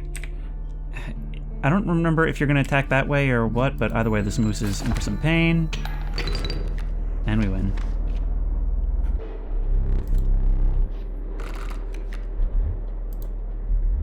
What have you done to that pelt? It's monstrous, yet I must have it. What do you think of these? I mean, some of these do work pretty well. What is that? You won't even tell me. Am I not supposed to see this stuff yet? Card counter. I don't know, this rabbit pelt is pretty good. And the alpha. You know what? The alpha's good. That pelt is quite unusual. So it's not because of the sigils, it's because of the stitching. I'll also take the pronghorn of death, because why not? And for a golden pelt, you will give me a Mantis God. Something which does damage and takes basically nothing. Okay, you can clear the board of smaller threats quite easily. In fact, you might be very good against the Trapper. Let's merge these bullfrogs. See what happens. You didn't get double. You just kind of got better, but you are very, very good now. You're very good. You're actually better than a wolf for half the cost.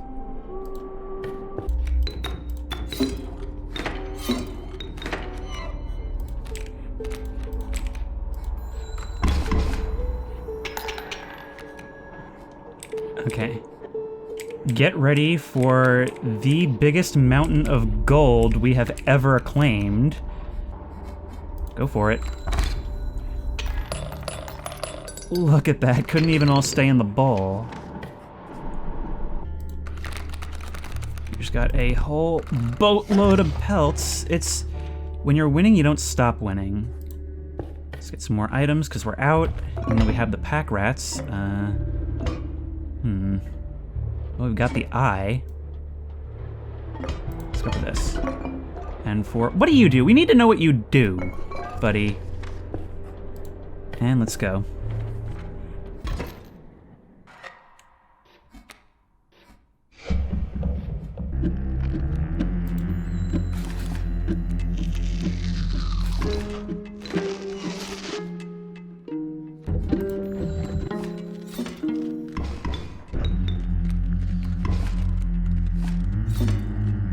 What I would actually like to do is start sacrificing everybody who's left.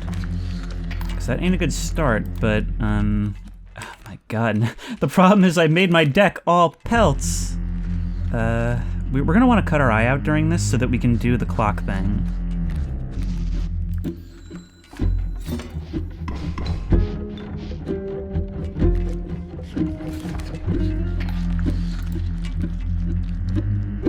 Alright, buddy, your time to shine. Show me what you do. I am serious, you cannot use that. There is no possible use for it. I'll place it on that shelf over there for now. My advice? Avoid it. Okay, God. So we'll keep defending against this guy. Actually, when he goes, we could use the Rattler and kill him and start doing damage. I'm just trying to set, because right now everything's pelts. Just everything in the world is pelts. I have nothing I can sacrifice for blood. There's things I can do. There's plenty I can do. But I'm trying to get good stuff in my deck before... Okay, you're kind of gonna rush me along then. Understandable.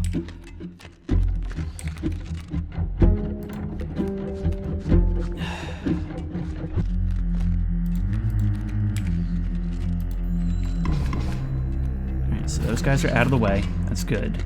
You're down, because we've got some real deadly porcupining going on here. Which means the wolf is still gonna kill it, but it'll die. And in the meantime, we're free to do a lot of damage if we can stop drawing pelts. It's really gonna help us in the next stage, though, so whatever. Die.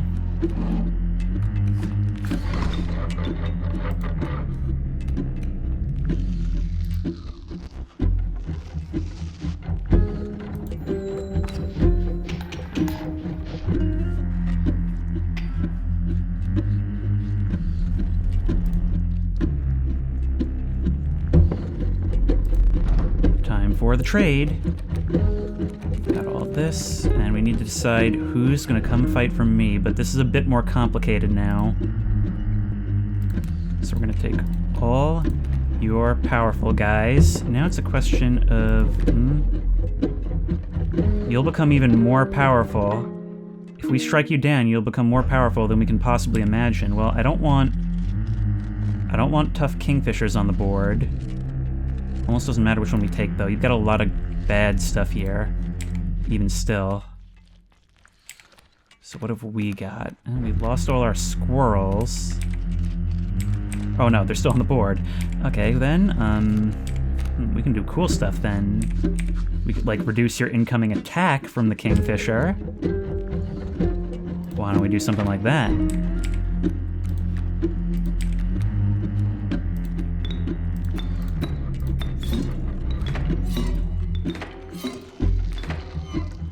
Hello, mine stinky great white. Well, it's gonna die anyway, but whatever. A whole lot of your stuff is about to die, really.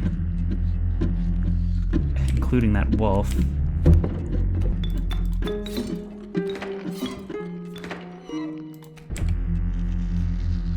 Alright, let's do it, but I'm gonna cut out my eye first. you gotta meta this thing, you know? You gotta use the meta strats. Oh right, no, I forgot. That'll actually damage... I forgot that it even does the main thing that it does, because I'm just trying to get the all-seeing sight.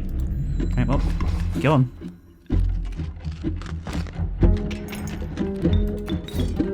Let's sacrifice the bullfrog, prevent you from going anywhere.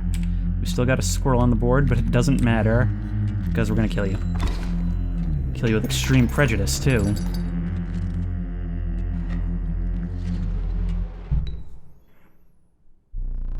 Reignite. Now please, offer me more. Perhaps one of these will entice you? I mean, I was hoping for an eye. An amalgam that always goes straight back into my deck seems pretty good, especially with infinite squirrels. And would I care for a new eye? Of course I would, sir. I'm not going to be foolish and humble like last time. Thank you. Find salvation, cuckoo clock. Happy with that one? Yes, I am.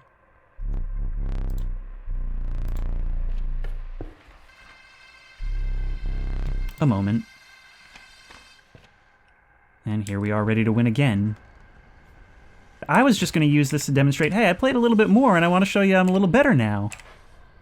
Then I got that absolutely broken totem.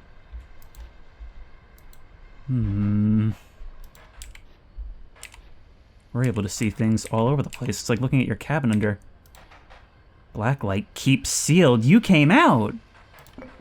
Arg! The pain is unbearable.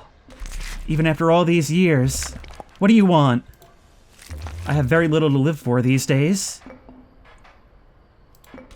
Could it be? You have the Master's eye! Does this mean the Master can see me?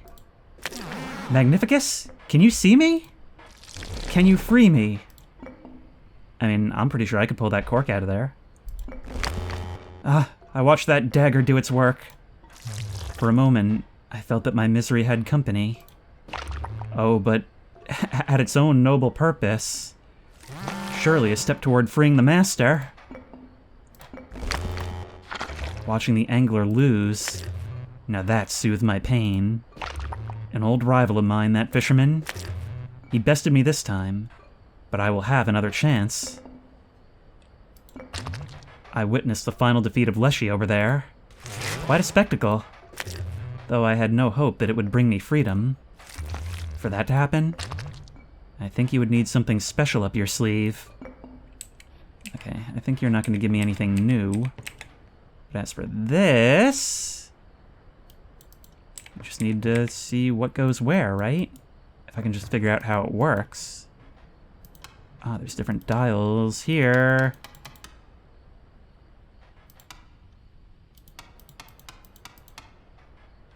Not you.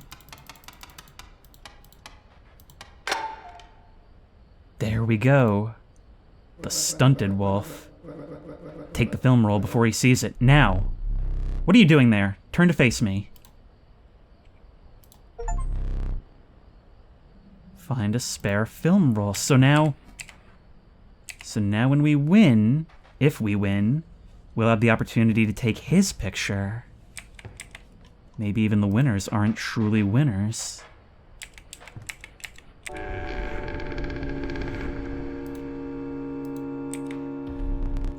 A rare opportunity. The great boons of Leshy's woods were on offer. The trial of the winged, blah blah blah, skins, and this.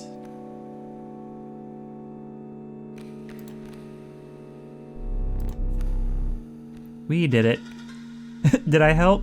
Not really, but it's fine. Your choice of boons. The boon of goat's blood, you will start a battle with a black goat on the board. The boon of the magpie's eye, when you draw from your deck, you may choose any card to draw. Magpie's eye sounds good.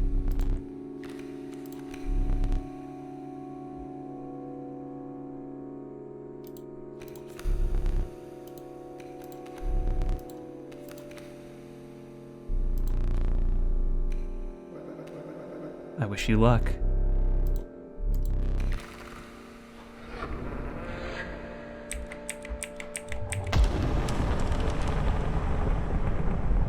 Just one boon? Well, whatever.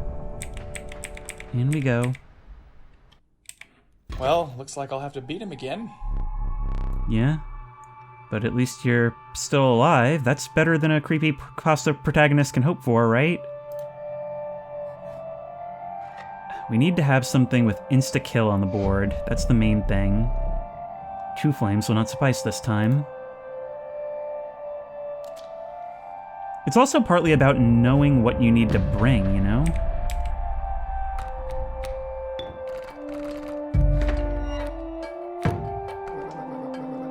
I ought to thank you. How's it been? It's been quite bad. I'm trapped in the body of a stoat. In the paper of a card. I see that. And I have, of course, set up a way to reset once more. Go on. Our player friend here, they already hold the key. Okay, we'll have to come back to that. There's an amalgam on the board, and that's quite dangerous to us. So here's what I'm thinking for right here is we actually kind of want to stall him so we can build our deck up. He's going to do nonsense from all the guys. So what I'm gonna do here is... Wait, do we have the amalgam? We don't. But if we place smoke here, we can do that, right? A squirrel here. We can get a Stoden to start doing damage, but we want to hold him for a little while. We'll get bones from that. We could bring in the stunted wolf. We could, but do we want to? Is it because he's gonna do... I was caught off guard because he started doing his shenanigan. He's not going to do it now because he's not holding the pick. Maybe now would be a good time. There's really no reason not to bring in the squirrel now, right? Like, because we're going to have it forever. How are we doing this? Let's just let him do that. We'll start doing all of that. Whatever we do next... The thing is, I think those squirrels, they're removed from the deck when you gold them, right? We could kill this amalgam right away to make sure he doesn't have it for later. Let's do that. We're trying to keep him from getting any damage this turn, which the Mantis God will be able to do otherwise. Kill that. Those are all gonna get golded. We'll have a little bit of room to breathe. No, they do go back into our deck. Okay, that is ideal. Of course, the wolf does not. You got a lot coming in, though. We can take whatever we want, meaning we can bring in something crazy like a grizzly. And because we have 3 squirrels in our inventory, that means we can effectively bring in whatever whenever. Unless there's something that requires 4, but that's beside the point. We've got enough bones that we can bring in whoever. Every time we draw, we've got a huge advantage here. We just have to play to your nonsense. We want to make sure we get some death guys in later, too, so that we can one-shot the moon, which is, just something you gotta plan for, like packing an extra bottle of water.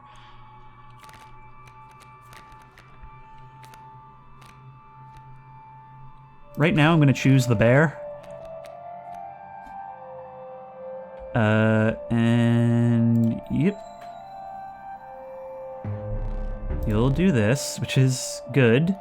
That'll actually lock the amalgam, I think. Oh god, no, that's bad. That's really bad. It did not. Now what do we do? We need something that can kill that this turn. It doesn't have to be anything fancy, but it does have to kill the Mantis God. So let's go for the bullfrog. We'll go 3... Oh, right, you're gonna do that. But that's okay, right? Because we're gonna get these things back after we sacrifice them, so you won't take the grizzly. Right? Do all that. It extends the game so much. That's the downside. That's why this isn't broken. And that won't matter. We can push. Stunted Bullfrog can come in now. There he is, right? But it's not gonna matter, because you're gonna push that up with the squirrel. Okay. If we put in the Stunted Wolf, you're gonna take it. So we don't want that. And bang. That's your guys off. That's you pushed back. Go fish. You've now got a... Huh, look at that! I didn't know it would work like that. I mean, it's inconsequential here. But you do have an undying squirrel there. You actually retained that sigil, even though I don't think you need... I don't think you have a limit on what you can play. Well, we've got to draw another one at some point, but it's okay. We can get... Let's start getting some bone guys in here. We can get an alpha. Yes, and now since you're behind something that he can't move. So you can buff the bullfrog. It's not ideal to have you in a corner, but we'll do more damage as a result. We've got a lot coming in to hurt you this turn. You got off to a good start, but it was necessary to build ourselves up. Get him. Oh, right, well, you were going to kill that. I'd forgotten that you do damage as well. There's always something I overlook, but I think it's okay. The moon-soaked forest bed gave rise to shadowy figures, gasping for night air after their long and torturous slumber. Well, it hardly matters. Oh, but you've got some real dangerous stuff coming in. You're going to kill the grizzly. I remember that one. Unless we... Is it worth it to sacrifice the grizzly? I don't know. I don't know if there's anything we can do about that. Except start drawing more. Something that requires blood sacrifices. We can get our own Reginald. We could also get an amalgam to kill it when it comes back. Once we get the opening, because you've got a lot of health and you're deadly. That's the problem, is you're basically going to kill whatever you come into contact with first. Yeah, Grizzly's gonna break this, you're gonna come down. That's, you're basically using riot shields right now, but that's alright. Alternatively, Alternatively, we could start flying. But the question then is, do we actually want you to die this turn? We want to draw before that, don't we? So we can one-shot the moon? I'm not sure about this, genuinely. I'm gonna do it, but I'm genuinely not sure. I just don't want the bear to die. Yeah. Later, Tater.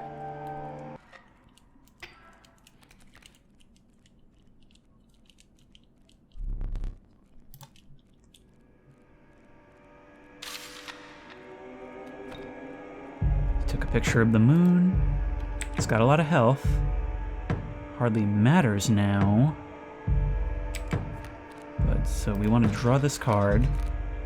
We're gonna take Reginald. We actually want somebody to die right now, that's the problem. And we've got... the pronghorn can do it. We'll remove 2 things from the board, and the pronghorn will do it. I'm just not 100% sure if I would be able to spawn Reginald, and yeah. We'll put in a stunted wolf just in case. Sure thing. Alright, let's scale the moon. You're not the first to triumph over the moon. But go on. Finish it. A lot of death. I would not have done... I'm aware... I'm trying to show off that I've learned a lot, but I've been getting insanely lucky. You had won the respect of the strange cabin's inhabitant. Your body quaked as the adrenaline of the battle subsided, leaving you with a gnawing hunger you had not eaten for days. Is it not so? Woo! Yeah, we've been here already. Surely this will please you. Really? This does not meet your standards? Very well. Stand there. Now I take the camera, I load it with the film. Who gave you that? A certain wolf? And you absolute ingrate! Give it back!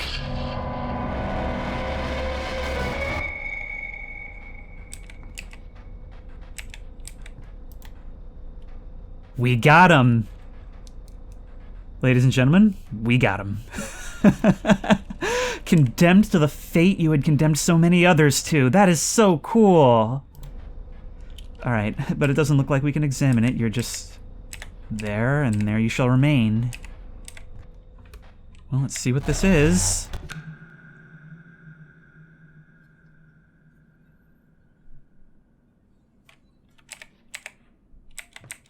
Hello? We're in total darkness. I can see the light through there, but I... Okay, according to Reddit, I am supposed to leave now and start a new game. So I'm gonna take your word for it.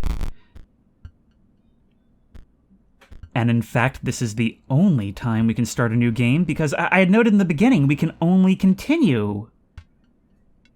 It really is meant to be an iterative process. And you know, normally I don't like games like this because it's really just an excuse to pad out the runtime, but not so here. There's always new stuff happening. And I often think that a very trial and error, like, okay, next time I'll try something different approach to games is annoying, because it's usually just an excuse to play through the same thing over and over again. But I never felt like it was the same thing, and it's because the game itself is so fun, and even in its simplicity, so open to immense variation. And so much of it is in player agency. You can get screwed, but you gotta get a roll going. I honestly don't know what I've said and what I haven't, so I'm just gonna play parts of the old outro and finish it here, alright? I'm calling it here because we've discovered the twist, we've technically beaten a run of the game, and I imagine things will be different on subsequent acts, because one thing this game is good at, even within acts, is when you get sent back, it changes things up. It doesn't feel like you're just playing the same thing again. It changes things, I believe, in the way it handles its RNG. It handles things differently as far as what it throws at you and what can happen. So it's a game that wants you to die. Dying is part of it. And so as far as roguelikes go, it's definitely developed those modern conveniences as far as having a lot of anti-frustration features.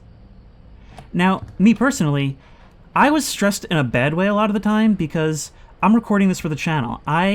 If I have to go back and spend another hour and a half, 2 hours, that affects, like, time is money for me, and, like, I really don't like being stressed that my time is going to be wasted. But I'll put it this way.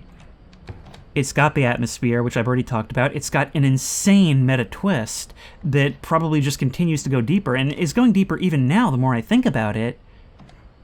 But this is a game that, by all accounts, if you were to just lay out the mechanics, and the reason why I put it off for so long is I should absolutely hate it. But I didn't. I enjoyed the gameplay while I was playing it. Reading that you have to go all the way back to the beginning of a run, or an act, if you die, that would definitely piss me off a bit. This game definitely made me feel a lot better about it, with the fact that it always feels like it's telling you a story, even during gameplay. Those two things do not exist separately. The gameplay and story and atmosphere are all very much integrated, and it really takes a lot of the edge of the pure mechanics off. It sort of makes you want to keep coming back, and I know that I probably, it's to such a degree that I probably missed things by not dying. For how much time I had to talk, I suppose there's not really much I can add, except to sum it up by saying it's extremely creepy and comfy, and it's subversive of several genres in several ways, in ways that really work, and ways that I think make it a really welcoming roguelike to people who aren't necessarily fans of roguelikes or card games, because the card game aspect itself, I liked. I liked how there was so much strategy and so many different ways to combine things and mix and match and react to threats. It's really ambitious in that it's taking a lot of different elements and ideas, some of them seemingly contradictory, and putting them all together in a way that ultimately feels really natural. And I'm really glad I tried it out, and if you like this video, please remember to like, comment, and subscribe for more creepy and comfy content. If you have any ideas for other videos you think I should do, the best place to suggest that will be at the Discord, which I will link in the description. If you want to try this game out for yourself, that link will also be in the description. If you want to support me on Patreon, that link will be in the description. And as always, I will see you in the next one.